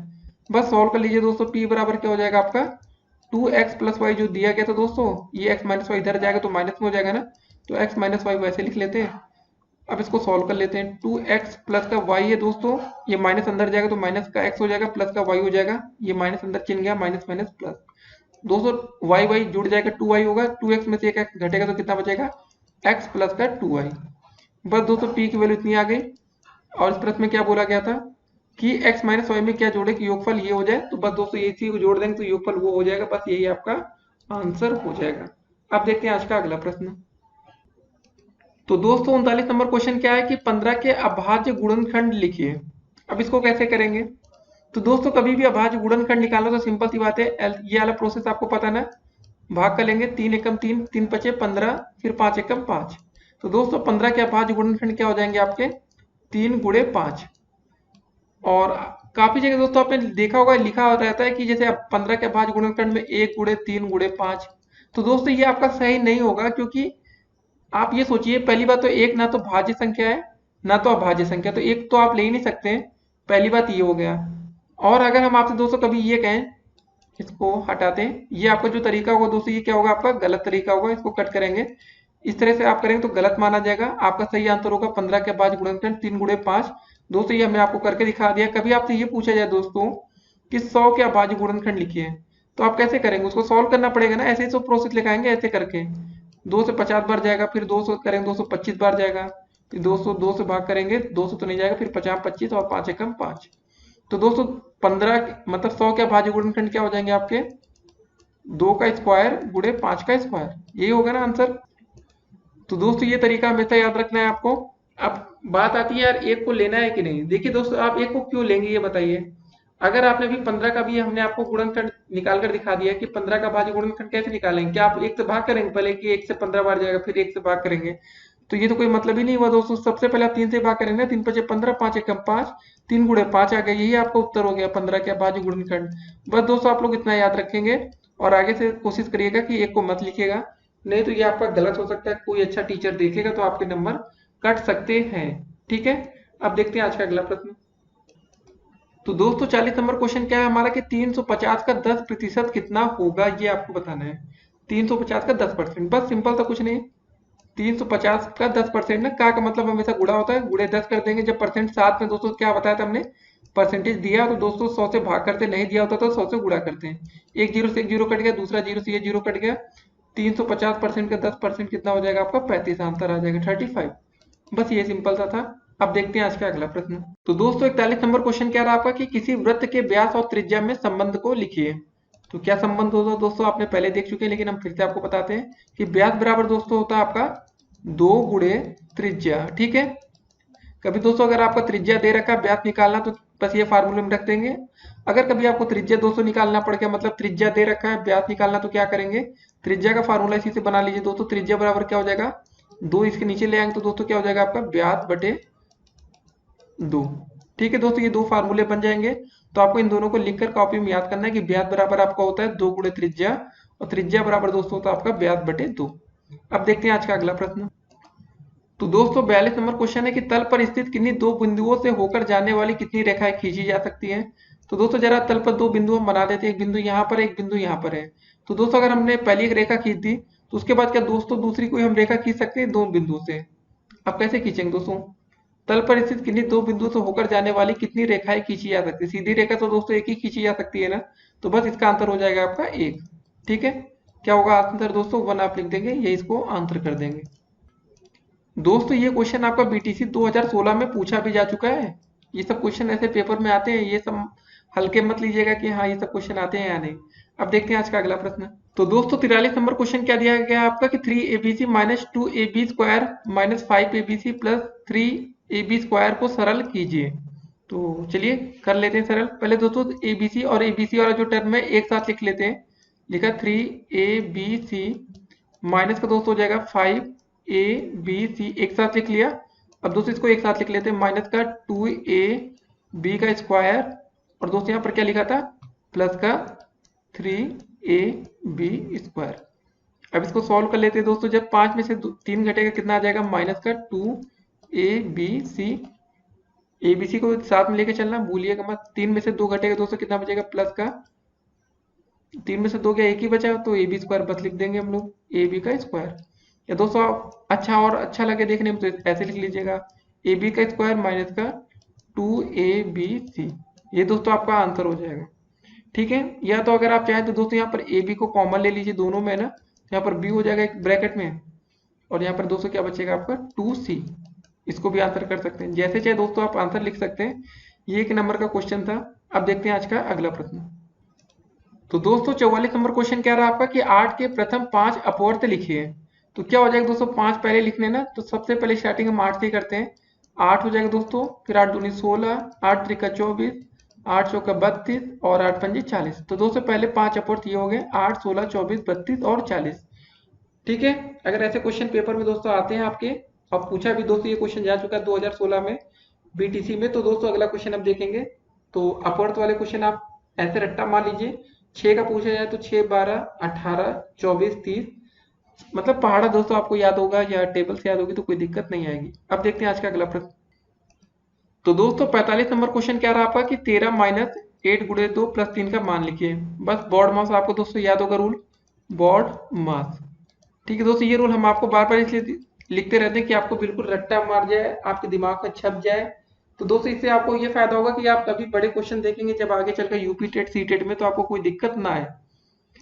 तो सिंपल सा दोस्तों, सबसे पहले हम ब्रैकेट को सॉल्व करेंगे। बी का मतलब होता है ब्रैकेट, 13 माइनस 8, 8 गुणे 2 दोस्तों कितना होता है 8 दूनी 16 प्लस का 3। अब दोस्तों ये होता है पहले हम घटाना है कि जोड़ना है। देखिए यहाँ पर ए का मतलब होता है दोस्तों एडिशन जोड़ और एस का मतलब होता है सब्ट्रैक्शन घटाना। ए का मतलब क्या आपका जोड़ना, एस का मतलब है आपका घटाना। तो बताइए पहले जोड़ना है कि घटाना, पहले जोड़ना आ रहा है ना, तो पहले जोड़ लेंगे। 13 और 3 दोस्तों जोड़ेंगे कितना हो जाएगा 16 और माइनस का 16, 16 में से 16 क्या दोस्तों बचेगा 0। ये आपका आंसर। आप एक मन में एक और सवाल आ रहा होगा कि हम पहले 13 में से 16 मतलब ये घटा लेंगे तो माइनस का 3 बचेगा प्लस का 3 तब भी 0 आएगा।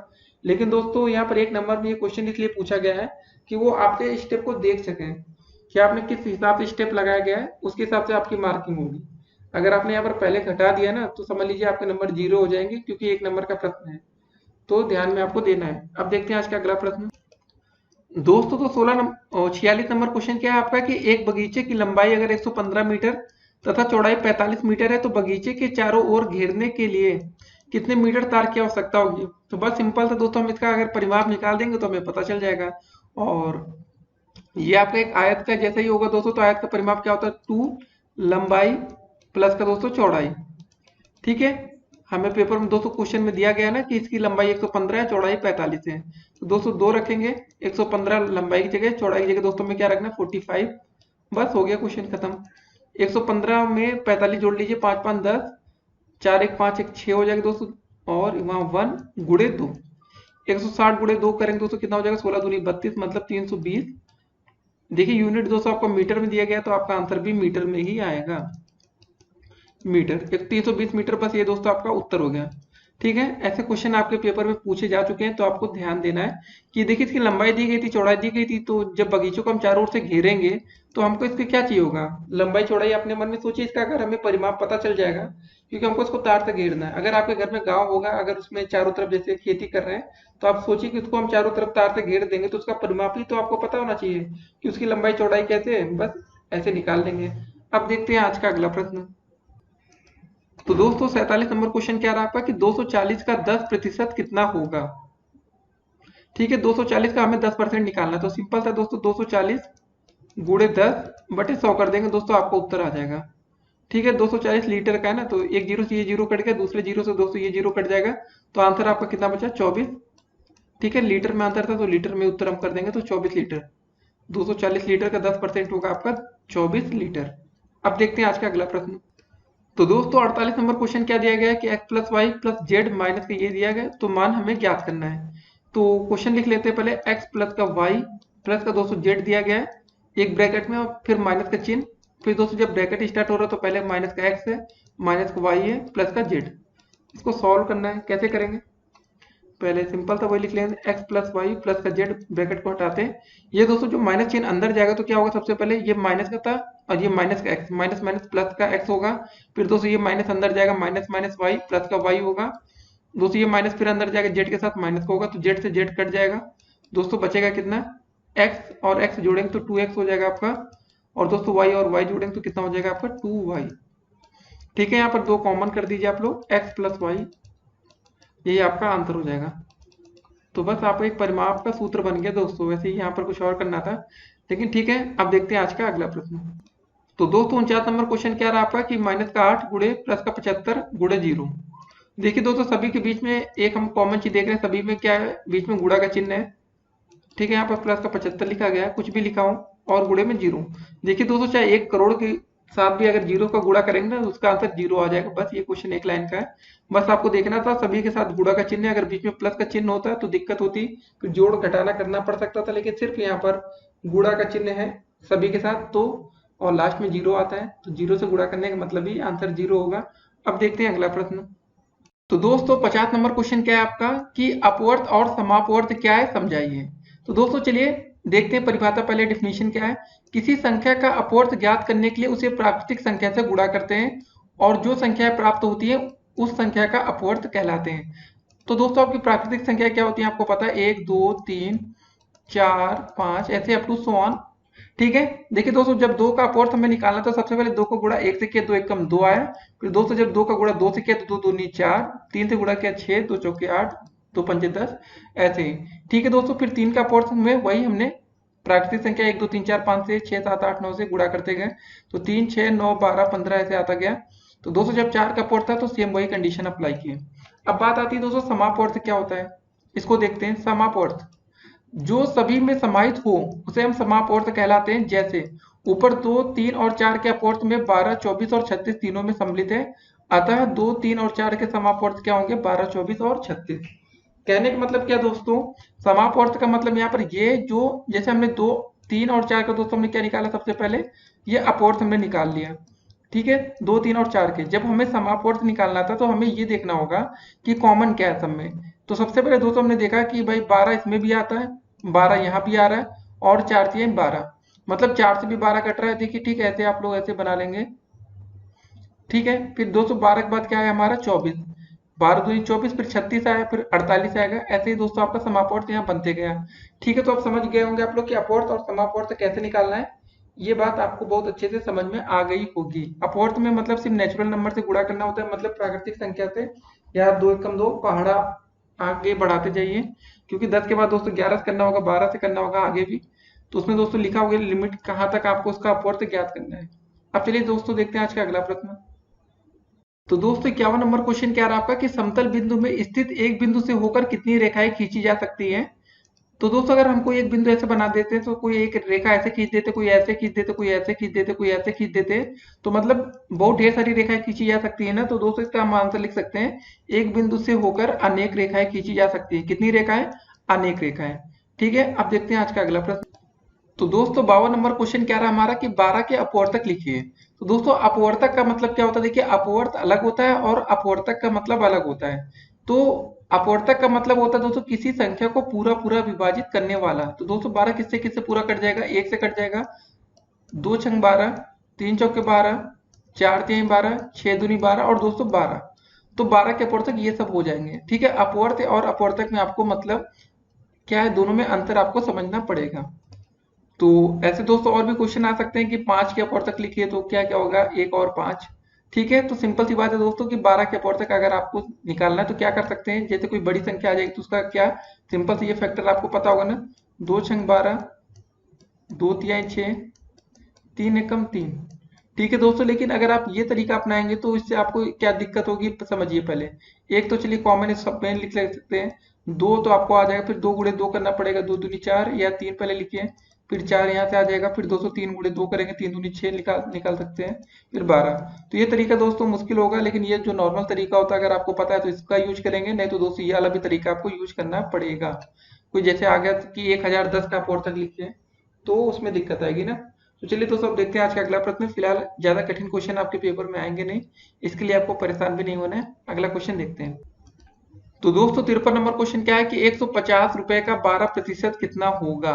ठीक है, 150 रुपए का ना, तो 150 का 12% निकालना है तो बस गुणे 12/100 कर दीजिए, जो आएगा वही उत्तर हो जाएगा। एक जीरो से एक जीरो ये कट गया, 12 गुणे 50 कितना होगा, 12 पंजे 60 का जीरो दोस्तों, 12 एकम 12, 12 छः 18, 180/10 आ गया, फिर एक जीरो से एक जीरो कट गया, बचा कितना, 18 रुपए। 200 रुपए का चिन्ह बनाएंगे और 18 लिख देंगे, यही आपका आंसर हो जाएगा। बोला गया ना 150 रुपए का 12% कितना होगा, तो आपका आ जाएगा आंसर 18 रुपए। अब देखते हैं आज का अगला प्रश्न। तो दोस्तों 54 नंबर क्वेश्चन क्या रहा आपका कि 2x स्क्वायर माइनस का चिन्ह है, फिर दोस्तों ब्रैकेट में -x स्क्वायर प्लस 4x का मान होगा। तो बस सॉल्व कर लेते हैं। सबसे पहले दोस्तों यहाँ ब्रैकेट के बाहर क्या चिन्ह है, देखिए पहले क्वेश्चन को अच्छे से बड़े में निकाल नोट करते हैं। यहाँ माइनस का चिन्ह है दोस्तों, फिर ब्रैकेट के अंदर आपका एक्स स्क्वायर प्लस का 4 इंटू एक्स है। ठीक है, जब दोस्तों ये ब्रैकेट ओपन करेंगे तो क्या हो जाएगा, 2x स्क्वायर, ये माइनस माइनस हो जाएगा आपका दोस्तों प्लस, प्लस का एक्स स्क्वायर, ये भी दोस्तों माइनस अंदर जाएगा तो यहाँ पर हो जाएगा माइनस का 4 इंटू एक्स। दोस्तों 2x स्क्वायर और एक्स स्क्वायर जुड़ जाएगा तो कितना हो जाएगा, 3x का स्क्वायर माइनस का 4x। तो दोस्तों बस यही आपका आंसर हो जाएगा। अगर आप चाहें तो यहाँ पर एक काम और कर सकते हैं, x को कॉमन ले लीजिए, 3x माइनस का 4 आंसर आ जाएगा। बस इससे ज़्यादा इस क्वेश्चन को सॉल्व नहीं किया जा सकता, यही आपका उत्तर हो गया। अब दोस्तों देखेंगे आज का अगला प्रश्न। तो दोस्तों 55 नंबर क्वेश्चन क्या रहा है कि संख्याओं 13, 39, 273 के महत्तम समापवर्तक ज्ञात कीजिए। तो दोस्तों ये कैसे करें क्वेश्चन को, आइए देखते हैं। तो सबसे पहले दोस्तों 13 का हमारा फैक्टर क्या हो जाएगा, ये बताइए। 13 का हो जाएगा दोस्तों 1 गुणे 13, है ना, ये लिख सकते हैं। 39 को दोस्तों हम लोग क्या लिख सकते हैं, 1 गुणे 3 गुणे 13, 13 3 39 होता है ना। उसके बाद दोस्तों हमारा आता है 273। तो दोस्तों 273 का फैक्टर क्या होगा, जरा इसको सॉल्व कर लेते हैं बगल में। देखिए 13 से कटेगा ये तो श्योर है। अगर ऐसे क्वेश्चन आए तो आप लोग अपने मन से अंदाजा भी लगा सकते हैं, क्योंकि भाई महत्तम समापवर्तक है, सबसे छोटी संख्या 13 है, 13 से छोटी संख्या कुछ हो नहीं सकती, तो 13 तो होना ही है। तो 13 से भाग करेंगे, 13 दूनी 26, 13 एकम 13। ठीक है, फिर दोस्तों 3 से काटेंगे, 3 सत्ते 21, 7 एकम 7 कट गया बस। तो दोस्तों आपका इसका फैक्टर आ जाएगा फिलहाल 1 गुणे 3 गुणे 7 गुणे 13। आप लोग अच्छे से ऐसे लिख लीजिएगा, लेकिन ये आपको हमने तरीका बताया कि भाई जल्द से जल्द आप कैसे कर सकते हैं। और दोस्तों आपको मासा निकालना है तो सबसे बड़ी संख्या देखिए, जो सबसे सब में फैक्ट मतलब तीनों में जो सबसे बड़ी संख्या कॉमन हो, 13, 13 और 13। ठीक है, इसका आ जाएगा मासा क्या आ जाएगा आपका दोस्तों, महत्तम समापवर्तक क्या आ जाएगा, 13 आ जाएगा ना, या इसको HCF भी बोलते हैं। ठीक है, इसका आंसर हो जाएगा HCF इक्वल टू आपका हो जाएगा 13। इसको आंसर कर दीजिए। ठीक है, अब दोस्तों देखेंगे आज का अगला प्रश्न। तो ये 55 नंबर क्वेश्चन ये था। अब देखते हैं 56 नंबर। तो दोस्तों 56 नंबर क्वेश्चन क्या रहा है, 48 प्लस ये का मान लिखिए। तो भाई जोड़ घटाना करना है, 48 प्लस का 8 गुणे 0.75 माइनस का 5। देखिए ये क्वेश्चन पेपर में आपके पूछा जा चुका है। कुछ क्वेश्चन आसान दिए जाते हैं पेपर में कि बच्चे आसानी से उसको हल कर सकें। 8 का 200 गुणा पहले करेंगे, कितना हो जाएगा, 8 पंच 40 का 0, 8 सत्ते 56, 4 60। ठीक है, 2 अंक पर दशमलव दोस्तों यहाँ पर 6 आ जाएगा, 6 दशमलव समथिंग, यहाँ पर 48 लिखा है और यहाँ पर -5। देखिए दोस्तों यहाँ साइड में अगर बॉर्ड माउस लिख दीजिएगा आप लोग, देखने में अच्छा लगेगा और एग्जामिनर सोचेगा कि बच्चे को बहुत जानकारी है। सबसे पहले एडिशन होता है, फिर सब्ट्रैक्शन होता है। ए का मतलब होता है जोड़ और एस का मतलब होता है घटाना, मतलब ऐसे सब्ट्रैक्शन मतलब घटाना, ए का मतलब एडिशन मतलब जोड़ना। तो छोटी चीजें हैं दोस्तों, जितना अच्छा लिखेंगे उतने अच्छे नंबर पाएंगे ना।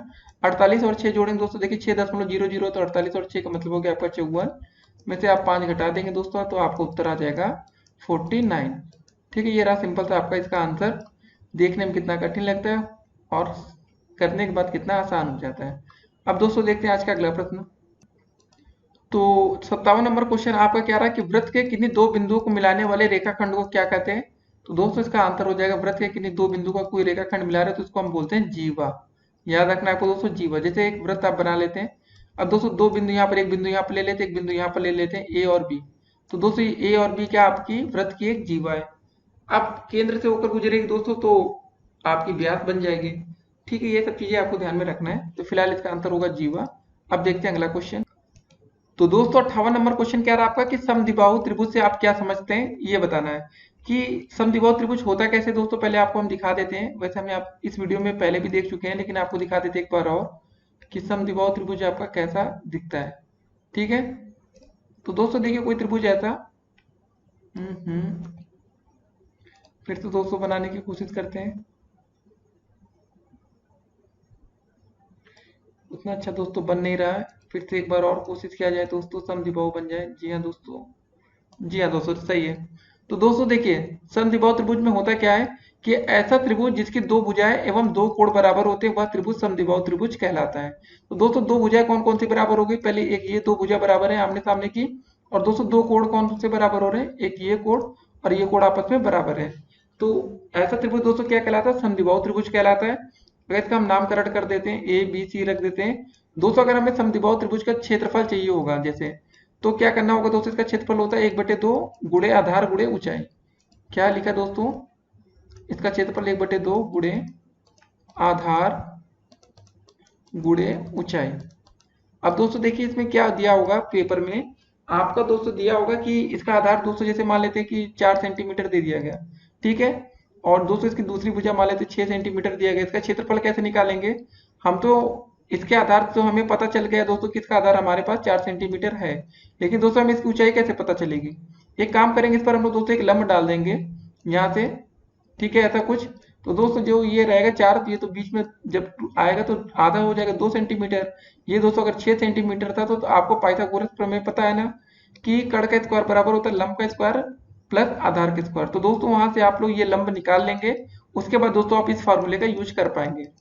ठीक है, तो कुछ चीजें और दोस्तों हम चाहते हैं कि आप लोग इस वीडियो में अधिक से अधिक चीजें समझ जाइए कि आपको जो छोटी मोटी कंफ्यूजन हो तो आपको कंफ्यूजन ना हो आगे चलकर। ठीक है, तो आपको समझ में आ गया कि समद्विबाहु का क्षेत्रफल हमें निकालना होगा तो कैसे निकालेंगे, क्योंकि ऊंचाई सही बात है क्वेश्चन में आपको नहीं दिया होगा तो आप लोग परेशान होंगे। तो ठीक है दोस्तों, समद्विबाहु का मतलब समझ गए ना, जिसकी दो भुजाएं और दो कोण बराबर होते हैं वह त्रिभुज समद्विबाहु त्रिभुज होता है। अब देखते हैं दोस्तों आज का अगला प्रश्न। तो दोस्तों एक आसान सा क्वेश्चन आपके लिए, 3/5 प्लस दो माइनस 2/5 को हल कीजिए। इसमें तो कुछ है ही नहीं, लेकिन ऐसे क्वेश्चन भी पेपर में आ जाते हैं, लेकिन आपको जानना चाहिए। 3/5 प्लस का दोस्तों लिखा माइनस का 2/5, कैसे होगा ये सॉल्व। तो दोस्तों इसको आप लिख सकते हैं 3/5 और ये ब्रैकेट खोल देते तो 2/5 माइनस का आ जाएगा। ठीक है, तो भाई दोनों का लासा ये जो एलसीएम जो भी होता है सेम है, 3 माइनस 2 हो जाएगा, 3 में से 2 घटेगा दोस्तों कितना बचेगा 1/5। यही आपका आंसर हो जाएगा। उम्मीद करते हैं दोस्तों सभी बच्चों ने इस प्रश्न का सही जवाब दिया होगा। अब देखते हैं आज का अगला प्रश्न।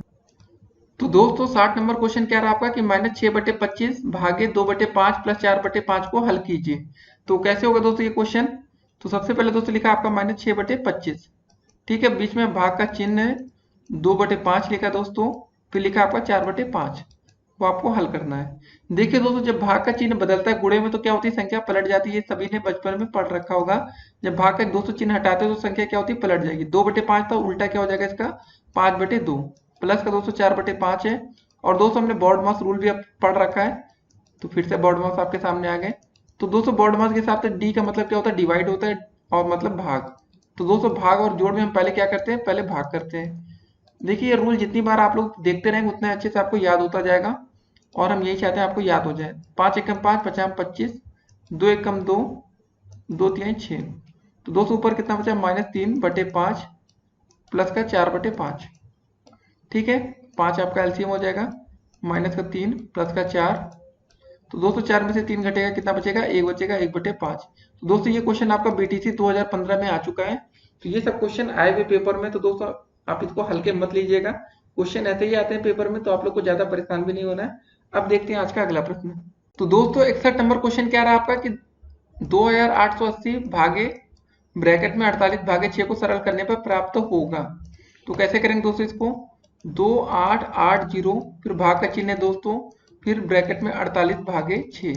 देखिए दोस्तों बोर्ड माउस का रूल आपने कितनी बार हमने लिख के आपको समझाया कि सबसे पहले दोस्तों हमको क्या सॉल्व करना होता है बोर्ड माउस के हिसाब से। देख लीजिए यहाँ पर फिर से एक बार, बोर्ड माउस के हिसाब से सबसे पहले बी का मतलब होता है ब्रैकेट कोष्टक। तो दोस्तों सबसे पहले हम इसको सॉल्व करेंगे, 2880 भाग का चिन्ह ब्रैकेट में दोस्तों 48, भाग का मतलब क्या होता है बटे में कर दीजिए, ऐसे समझ में ज्यादा आएगा। तो 6 से भाग कर दीजिए, 6 तंग 36, 6 सत्ते पहले 6 टे 48। तो दोस्तों आपका आ गया 2880 भागे 8। ठीक है, या इसको आप ये लिख सकते हैं 2880 भागे में बटे में 8, भाग कर लीजिए 8 त्रिक 24, 4 8 8 6 48 और 0। दोस्तों सब कुछ भाग करने पर आपका आंसर आ गया 360। ये आपका फाइनल आंसर होगा। तो दोस्तों देखिए सरल करने पर प्राप्त होगा, क्या होगा प्राप्त आपका 360। अब देखते हैं आज का अगला प्रश्न। तो दोस्तों 62 नंबर क्वेश्चन क्या रहा हमारा कि एक गोले का आयतन 36 पाई सेंटीमीटर क्यूब है तो उसकी त्रिज्या होगी। तो दोस्तों सबसे पहले आपको गोले के आयतन का फार्मूला पता होना चाहिए। इसका फार्मूला होता है 4/3 पाई आर क्यूब। अब दोस्तों देखिए गोले का आयतन का फार्मूला ये होता है, तो गोले का आयतन दोस्तों में दिया गया है 36 पाई। बस इसको सॉल्व कर लेना, आपका उत्तर आ जाएगा, ये पाई से पाई कट जाएगा। दोस्तों ये 4/3 होता है इसका फार्मूला, ठीक है, 4/3 पाई आर क्यूब। तो बस सॉल्व करना है, ये क्या है आपका 4/3 आर क्यूब, आर का मतलब त्रिज्या हो जाएगा दोस्तों, यहाँ आगे लिखा है 36। ठीक है, जरा भाग कर लेते, 4 एकम 4, 4 9 36, 9 का गुणे दोस्तों 3 होगा, आर क्यूब बराबर हो जाएगा आपका 3 गुणे 9। तो दोस्तों आर क्यूब बराबर आ जाएगा, ये क्या लिख सकते हैं दोस्तों, 3 गुणे 9 को लिख सकते हैं 3 गुणे 3। ठीक है, यहाँ पर आर बराबर क्या हो जाएगा दोस्तों, अंडर रूट का 3 गुणे 3। दोस्तों ये अंडर रूट नहीं है, ये क्यूब रूट है। क्या है, cube root, CUBE cube root. ठीक है, इसको बोलते हैं क्यूब रूट। तो दोस्तों यहाँ देखिए बाहर 3 लगा है और अंडर रूट में दोस्तों यहाँ पर 2 होता है, तो इस बात को ध्यान में रखना है। तो मतलब बाहर कितना निकल के आएगा दोस्तों, 3 बार 3 है तो एक 3 बाहर आ जाएगा, इतने सेंटीमीटर है ना दोस्तों, तो ये सेंटीमीटर हो जाएगा। तो इसकी त्रिज्या आ जाएगी 3 सेंटीमीटर। यही दोस्तों आपका फाइनल आंसर होगा। क्वेश्चन क्या पूछा गया था दोस्तों कि एक गोले का आयतन हमें दिया गया था 36 पाई सेंटीमीटर क्यूब या घन सेंटीमीटर है तो उसकी त्रिज्या। तो दोस्तों हमें पता है कि गोले का आयतन का फार्मूला होता है 4/3 पाई आर क्यूब। याद रखना है गोले का आयतन का फार्मूला 4/3 पाई आर क्यूब। इसको ध्यान में रखेंगे दोस्तों तो आप लोग कोई भी क्वेश्चन आसानी से कर सकते हैं। अगर प्रश्न में दोस्तों इसकी त्रिज्या दी गई होती, आर की वैल्यू दी गई होती, तो हम इसका आयतन भी निकाल सकते थे। आर बराबर 1 दिया गया होता तो यहाँ 1 रख देते, तब भी इसका आंसर आ जाता। ठीक है, तो इस तरह के क्वेश्चन उम्मीद करते दोस्तों आगे से आएंगे पेपर में तो आप लोग कर लेंगे। अब देखते हैं आज का अगला प्रश्न। तो दोस्तों 63 नंबर क्वेश्चन क्या रहा आपका कि a + b का होल स्क्वायर का मान होता है। ये तो फार्मूला है दोस्तों, आपको याद ही होगा, और जिन बच्चों को याद नहीं तो उसको आज रट्टा मान लेंगे, a² प्लस का 2ab प्लस का b²। ठीक है दोस्तों, चाहे आप ऐसे याद रखें चाहे ये याद रखा होगा आपने, a² प्लस का b² प्लस का आपका 2ab। ठीक है दोस्तों, जैसे भी याद हो आपको याद रखना है। अगर दोस्तों ये क्वेश्चन थोड़ा चेंजेस होता है कि a - b का होल स्क्वायर का फार्मूला क्या होता है, यहाँ पर क्या हो जाता है दोस्तों आपका a² प्लस का b² माइनस का 2ab। बस यहाँ माइनस आ जाता है, बस इतना अंतर होता है। बस दोस्तों आपको इसको अच्छे से याद कर लेना है। अब देखते हैं आज का अगला प्रश्न।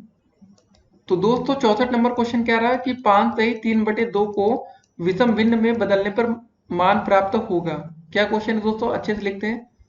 5 सही 3/2 को अगर हम विषम भिन्न में बदलेंगे तो क्या मान प्राप्त होगा। इसको सिंपली दोस्तों सिंप्लीफाई करेंगे, 2 गुणे 5 करेंगे, 5 दूनी 10, 3 जोड़ते हैं तो 13/2। तो दोस्तों बस ये आपका आंसर हो जाएगा 13/2। ये आपका विषम भिन्न है। और दोस्तों जो ये लिखा है 5 सही 3/2, इसको हम मिश्र भिन्न या संयुक्त भिन्न भी कहते हैं। मिश्र भिन्न आपने शुरुआत में पढ़ा होगा, इसी वीडियो में दोस्तों हमने देखा था। तो भिन्नों के प्रकार में ये सब हमने पहले पढ़ चुके हैं। ठीक है, एक चीज दोस्तों याद रखना है कि जो विषम भिन्न होता है उसका जो अंश होता है वो बड़ा होता है, हर छोटा होता है। ठीक है, उचित और अनुचित भिन्न। और उचित भिन्न में दोस्तों आपने देखा होगा जो उचित भिन्न होते हैं उसका अंश छोटा होता है, हर बड़ा होता है। अनुचित में अंश बड़ा होता है, हर छोटा होता है। अगर दोस्तों डाउट्स हो तो एक बार वीडियो को आप पीछे जाइएगा, देखिएगा इसी वीडियो में जब हमने दोस्तों भिन्नों का आपका वर्गीकरण करके बताया था, तो उसमें आप अच्छे से समझ पाएंगे। अब देखते हैं दोस्तों आज का अगला प्रश्न। तो दोस्तों 65 नंबर क्वेश्चन क्या रहा आपका कि 30 + 4 × 0.75 - 11 का मान ज्ञात करना है। बस तो 30 प्लस का दोस्तों क्या है 4 गुणे 0.75 माइनस का 11। तो दोस्तों सबसे पहले आपको क्या लिखना होगा, बॉड मास। ठीक है दोस्तों, ब्रैकेट है नहीं, ऑफ है नहीं, डिवाइड भाग है नहीं, गुणा है नहीं दोस्तों, जोड़ है ना। तो सबसे पहले हम जोड़ करेंगे, तो क्या है यहाँ पर 30 में दोस्तों 4 से गुणा करके जरा देखते कितना आएगा। 4 पंजे 20 का 0, 4 7 28, 2 30। ठीक है दोस्तों, 2 अंक पर दशमलव है, माइनस का 11 लिख देंगे। 30 और 203 जोड़ देंगे तो कितना हो जाएगा 33 माइनस का 11। तो बस यहाँ 22 आ जाएगा। 11 दूनी 22, 11 33 पढ़ रखा है। 30 3 33 और 11 घटा दिए दोस्तों, हमारा आ गया आंसर 22। अब दोस्तों देखते हैं आज का अगला प्रश्न। तो दोस्तों 66 क्वेश्चन नंबर क्या रहा आपका कि उचित एवं अनुचित भिन्न के उदाहरण दीजिए। दोस्तों उचित भिन्न का मतलब क्या होता है, जैसे हमने पहले आपको पता जिसका अंश छोटा होना चाहिए। दोस्तों जैसे अगर लिखा है आपका 2/3, तो दोस्तों ये आपका हो गया उचित भिन्न। और दोस्तों अनुचित भिन्न में क्या आ जाएगा, जिसका अंश बड़ा होना चाहिए, जैसे 3/2। तो समझ गए होंगे दोस्तों। फिर से दोस्तों अगर उचित भिन्न का उदाहरण पूछा जाए तो आपको खाली इतना ध्यान रखना है उचित भिन्न में कि जिसका अंश छोटा हो और हर बड़ा होना चाहिए। जैसे 2/3 हो गया, 1/2 हो गया, 1/4 हो गया, 10/11 हो गया, मतलब अंश छोटा हो हर बड़ा हो तो आपका उचित भिन्न है। जब दोस्तों बात आती है अनुचित भिन्न की, अनुचित भिन्न, तो दोस्तों इसमें क्या होना चाहिए, अंत बड़ा होना चाहिए, हर और छोटा होना चाहिए। जैसे 3/2 हो गया, 11/10 हो गया, 4/3 हो गया। तो दोस्तों ये आपके अनुचित भिन्न के उदाहरण है। बस आपको इतना सा ध्यान रखना है उचित और अनुचित भिन्न में अंतर क्या है, और इसका उदाहरण आपको पेपर में पूछा जा सकता है। दोस्तों चलिए आप देखते हैं आज का अगला प्रश्न। तो दोस्तों 67 क्वेश्चन नंबर क्या रहा, हल कीजिए। दोस्तों 20 प्लस मझला ब्रैकेट फिर छोटे ब्रैकेट में दोस्तों लिखा है। तो सबसे पहले दोस्तों हमको क्या काम करना होगा, बोर्ड माउस को लिख देना होगा बस।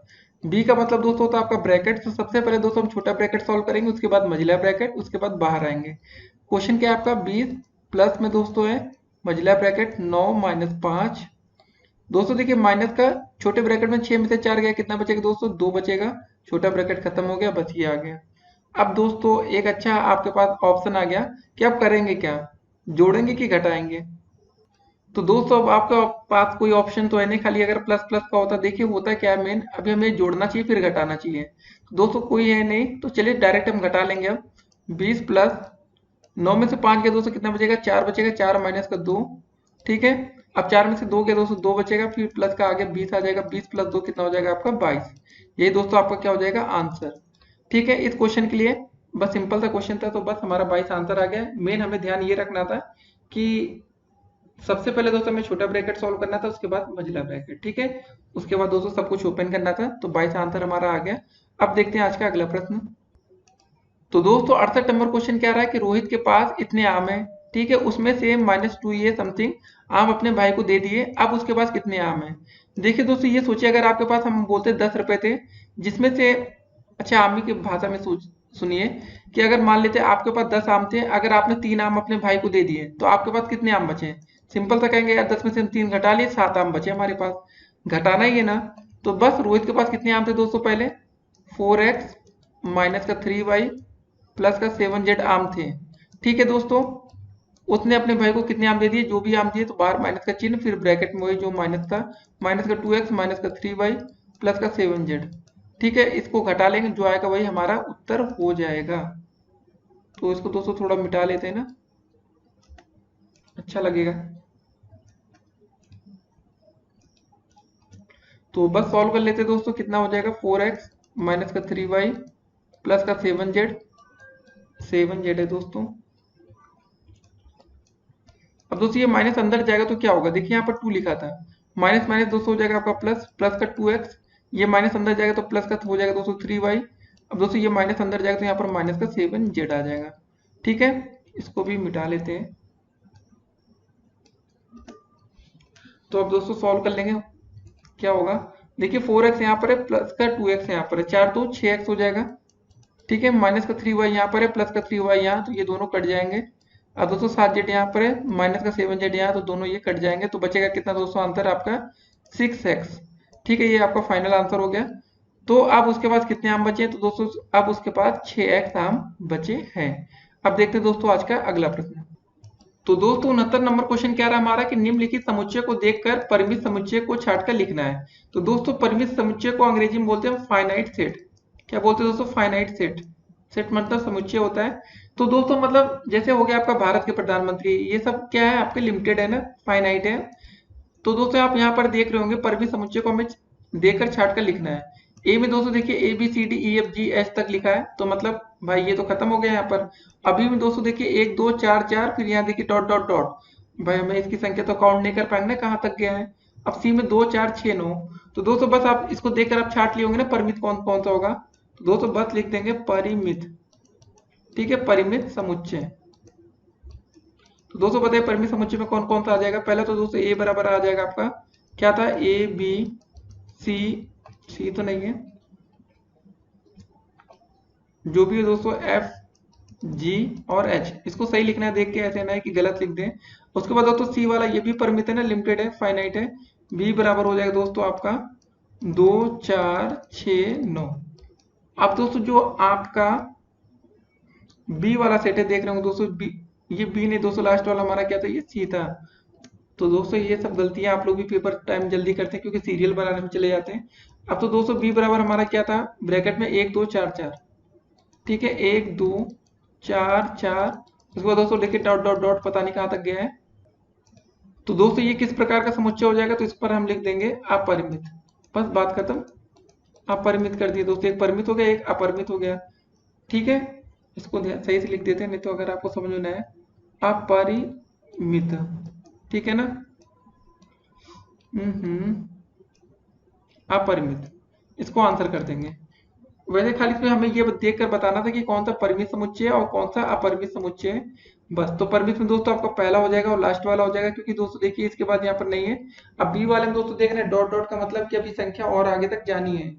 कि परिमित में दोस्तों यही याद रखिएगा जिनमें अवयव की संख्या खाली एक परिमित हो, ठीक है, लिमिटेड हो, बस ये सब ध्यान देना है। अब देखते हैं आज का अगला प्रश्न। तो दोस्तों 70 नंबर क्वेश्चन क्या रहा आपका कि दो संख्याओं का महत्तम समापवर्तक 15 तथा उनका गुणनफल 900 है, तो उनका लघुत्तम समापवर्तक ज्ञात कीजिए। तो दोस्तों हमने आपको फार्मूला बता रखा है, एलसीएम इंटू होता है आपका एचसीएफ, मतलब लासा गुणे मासा बराबर दोस्तों आपका क्या होता है, पहली संख्या गुणे दूसरी संख्या। अगर दोस्तों हमें उनके गुणनफल दे रखा है तो गुणनफल डायरेक्ट लिखेंगे 900, नहीं तो दोस्तों पहली संख्या दूसरी संख्या अलग अलग दिया होता तो उसको लिखते हैं। अब देखिए दोस्तों इसका हमें महत्तम समापवर्तक मतलब 15 दिया गया है। एलसीएम दोस्तों हमें पता नहीं, एलसीएम ऐसे लिख लेंगे, बराबर आगे 900 है। बस दोस्तों आपका एलसीएम बराबर क्या हो जाएगा, 900 बटे में 15। सॉल्व कर लेते हैं, 15 छक्का 90 जीरो। तो दोस्तों आपका एलसीएम कितना आ जाएगा, 60। ठीक है, यही आंसर हो जाएगा। आपको क्या निकालना था इस क्वेश्चन के लिए, उसका लघुत्तम समापवर्तक ज्ञात करना था। ठीक है, आप ज्ञात करना सीख गए, मेन होता है आपको तरीका समझ में आ जाए। तो क्वेश्चन में दोस्तों चाहे महत्तम समापवर्तक है 15 की जगह 15,000 कर दे, 15 लाख कर दे, तब भी आपको दिक्कत नहीं आएगी। ठीक है, अब दोस्तों देखते हैं आज का अगला प्रश्न। तो दोस्तों 71 नंबर क्वेश्चन आपका क्या रहा कि 56 70 84 का लघुत्तम समापवर्तक ज्ञात करना है। तो दोस्तों ये आज का अंतिम प्रश्न है, तो देखते हैं आप लोग कैसे करते हैं। तो चलिए दोस्तों हम आपको तरीका बता देते हैं, अगर आपको नहीं आता अभी भी एलसीएम निकालना तो फिर तो काफी दिक्कत की बात है। लास्ट क्वेश्चन तक हम पहुंच गए, 56 70 और 84। ठीक है, ये दोस्तों तरीका एक अच्छा रहता है, तो आप लोग एक डायरेक्ट यहाँ पर गुणनखंड विधि से निकाल सकते हैं। तो दोस्तों पहले इसमें क्या करेंगे, एलसीएम निकालना है। दोस्तों 28 बार जाएगा, 28 दूनी 56 होता है, 35 दूनी 70 और 42 दूनी 84। ठीक है, ये दोस्तों 35 लिखा है बीच में। फिर दोस्तों 2 से भाग कर देंगे तो कितनी बार जाएगा, 14 दूनी 28, 35 ऐसे ही लिख देंगे, 21 दूनी 42। अब दोस्तों किससे भाग जाएगा, अभी 2 से जाएगा ना, 14 है, 2 सत्ते 14, 35 और 21। अब दोस्तों किससे भाग जाएगा, 3 से ले जाते हैं, 7 तो वैसे ही रहेगा, 35 उतार लेंगे, 3 सत्ते 21। ठीक है, अब दोस्तों 5 से भाग करके देखते हैं, यहाँ 7 रहेगा, 5 सत्ते 35 और यहाँ 7। अब दोस्तों 7 से भाग कर लेंगे, 7 एकम 7, 7 एकम 7, 7 एकम 7। तो दोस्तों बस आपका एलसीएम आ चुका है। बस इसको आप लोग लाइन से लिख लें, कितनी बार 2 आया है, 3 बार 2 है दोस्तों, एक बार 3, फिर 5 और 7। तो 3 बार 2 हमें लिखना है, एक बार 2 बार 3 बार, फिर दोस्तों एक बार 3 आया है, फिर एक बार 5 आया है और एक बार 7 आया है। ठीक है, देख लेते हैं, जी हाँ सही है। अब दोस्तों इसको गुणा कर लेंगे, जो आएगा वही आपका फाइनल आंसर होगा। 2 दूनी 4, 4 दूनी 8, 8 त्रिक 24, 24 पंजे 200 कितना होता है, 120। और 120 गुणे 7 कर देते हैं, 12 सतह होता है वैसे 84, बस 840 आपका आंसर आ जाएगा। जी हाँ दोस्तों सही है 840। तो आप लोग इस तरह भी दोस्तों इसका एलसीएम निकाल सकते हैं, या 56 को दोस्तों आप लोग ऐसे फैक्टर बना लिए अलग अलग कि 1 गुणे 2 गुणे, ठीक है, जिससे जिससे 56 आपका कट जाए, 4 से कट जाएगा ना, ऐसे बना सकते हैं, तो वो भी तरीका सही रहता है। तो आपको जो भी तरीका पसंद हो दोस्तों उस तरीके से कर सकते हैं। तो फिलहाल आज हमने 71 क्वेश्चन अति लघुत्री के देख लिए। तो दोस्तों यकीन मानिए इससे बाहर का कोई भी क्वेश्चन आपके अति लघुत्री लेवल पर देखने को नहीं मिलेगा। अगर आपने हर एक क्वेश्चन को अच्छे से समझ लिया है तो कोई भी, जी हाँ दोस्तों, कोई भी क्वेश्चन कोई भी एग्जामिनर आपको पेपर सेट करेगा तो आपके डेफिनेटली 25 में 25 अंक कन्फर्म है। ठीक है, इससे पहले अगर अभी तक आपने बहुविकल्पी की वीडियो दोस्तों ना देखी तो तुरंत आपको बहुविकल्पी की वीडियो देखनी है। उसके बाद दोस्तों आपकी फाइनल और अंतिम वीडियो लघु उत्तरी की देखनी है। उसके बाद दोस्तों आपके 25 नंबर कन्फर्म है। इस वीडियो को देखने के बाद दोस्तों आपको अच्छा खासा कॉन्फिडेंस आ गया होगा कि आपको ये लगा होगा कि हमें जो मैथ है उसका बेसिक पूरी अच्छे से क्लियर हो चुका है। अब दोस्तों जब लघु उत्तरी की जब वीडियो आप देखेंगे तो आपको लघु उत्तरी के जो क्वेश्चंस होंगे वो काफी आसान लगने वाले हैं। ठीक है, तो दोस्तों चलिए, उम्मीद करते हैं आपको वीडियो पसंद आई होगी, और वीडियो को अपने अधिक से अधिक दोस्तों तक शेयर करना ना भूलें, और चैनल को सब्सक्राइब करें। फिर मिलते हैं लघु उत्तरी की वीडियो में दोस्तों। तुरंत देखिए, इस वीडियो को खत्म होते ही आपको लघु उत्तरी और बहुविकल्पी की वीडियो देखनी है, रुकना नहीं है दोस्तों, कोशिश करनी है। और जाते जाते दोस्तों आपको 2 लाइनें कहना चाहेंगे कि एक बार हुआ क्या कि एक शराबी था, ठीक है ना, उसके 2 बच्चे थे। तो भाई वो इंसान तो बहुत शराब पीता था रोज रोज। तो उसके 2 बच्चों में से एक बच्चा उसका बड़ा होकर आईएएस बनता है और दूसरा बच्चा उसके जैसे शराबी बनता है। तो एक इंसान ने उन दोनों बच्चों का इंटरव्यू लिया और पूछा कि बेटा आप आज यहाँ पर हो तो कैसे हो। तो दोस्तों दोनों बच्चों ने क्या जवाब दिया आपको पता है? एक आईएएस ने भी बोला जो मैं आज हूँ अपने पिताजी की वजह से हूँ, और एक शराबी ने भी सेम आंसर किया कि जो मैं आज हूँ अपने पिताजी की वजह से ही हूँ। तो कहने का मतलब दोस्तों ये है कि परिस्थितियां कैसी भी हों, आपको दोस्तों उनसे लड़ना सीखना चाहिए। मैथ नहीं आती, कोशिश करिए, प्रैक्टिस से मैथ आती दोस्तों, रट्टा मारने से नहीं आती। याद रखिए मैथ कभी भी दोस्तों आप रट नहीं सकते, तो प्लीज इसको रटना छोड़कर आप लोग समझना शुरू कर दीजिए। फिर मिलेंगे, तब तक के लिए स्टे कनेक्टेड और आप लोग पढ़ाई करते रहें।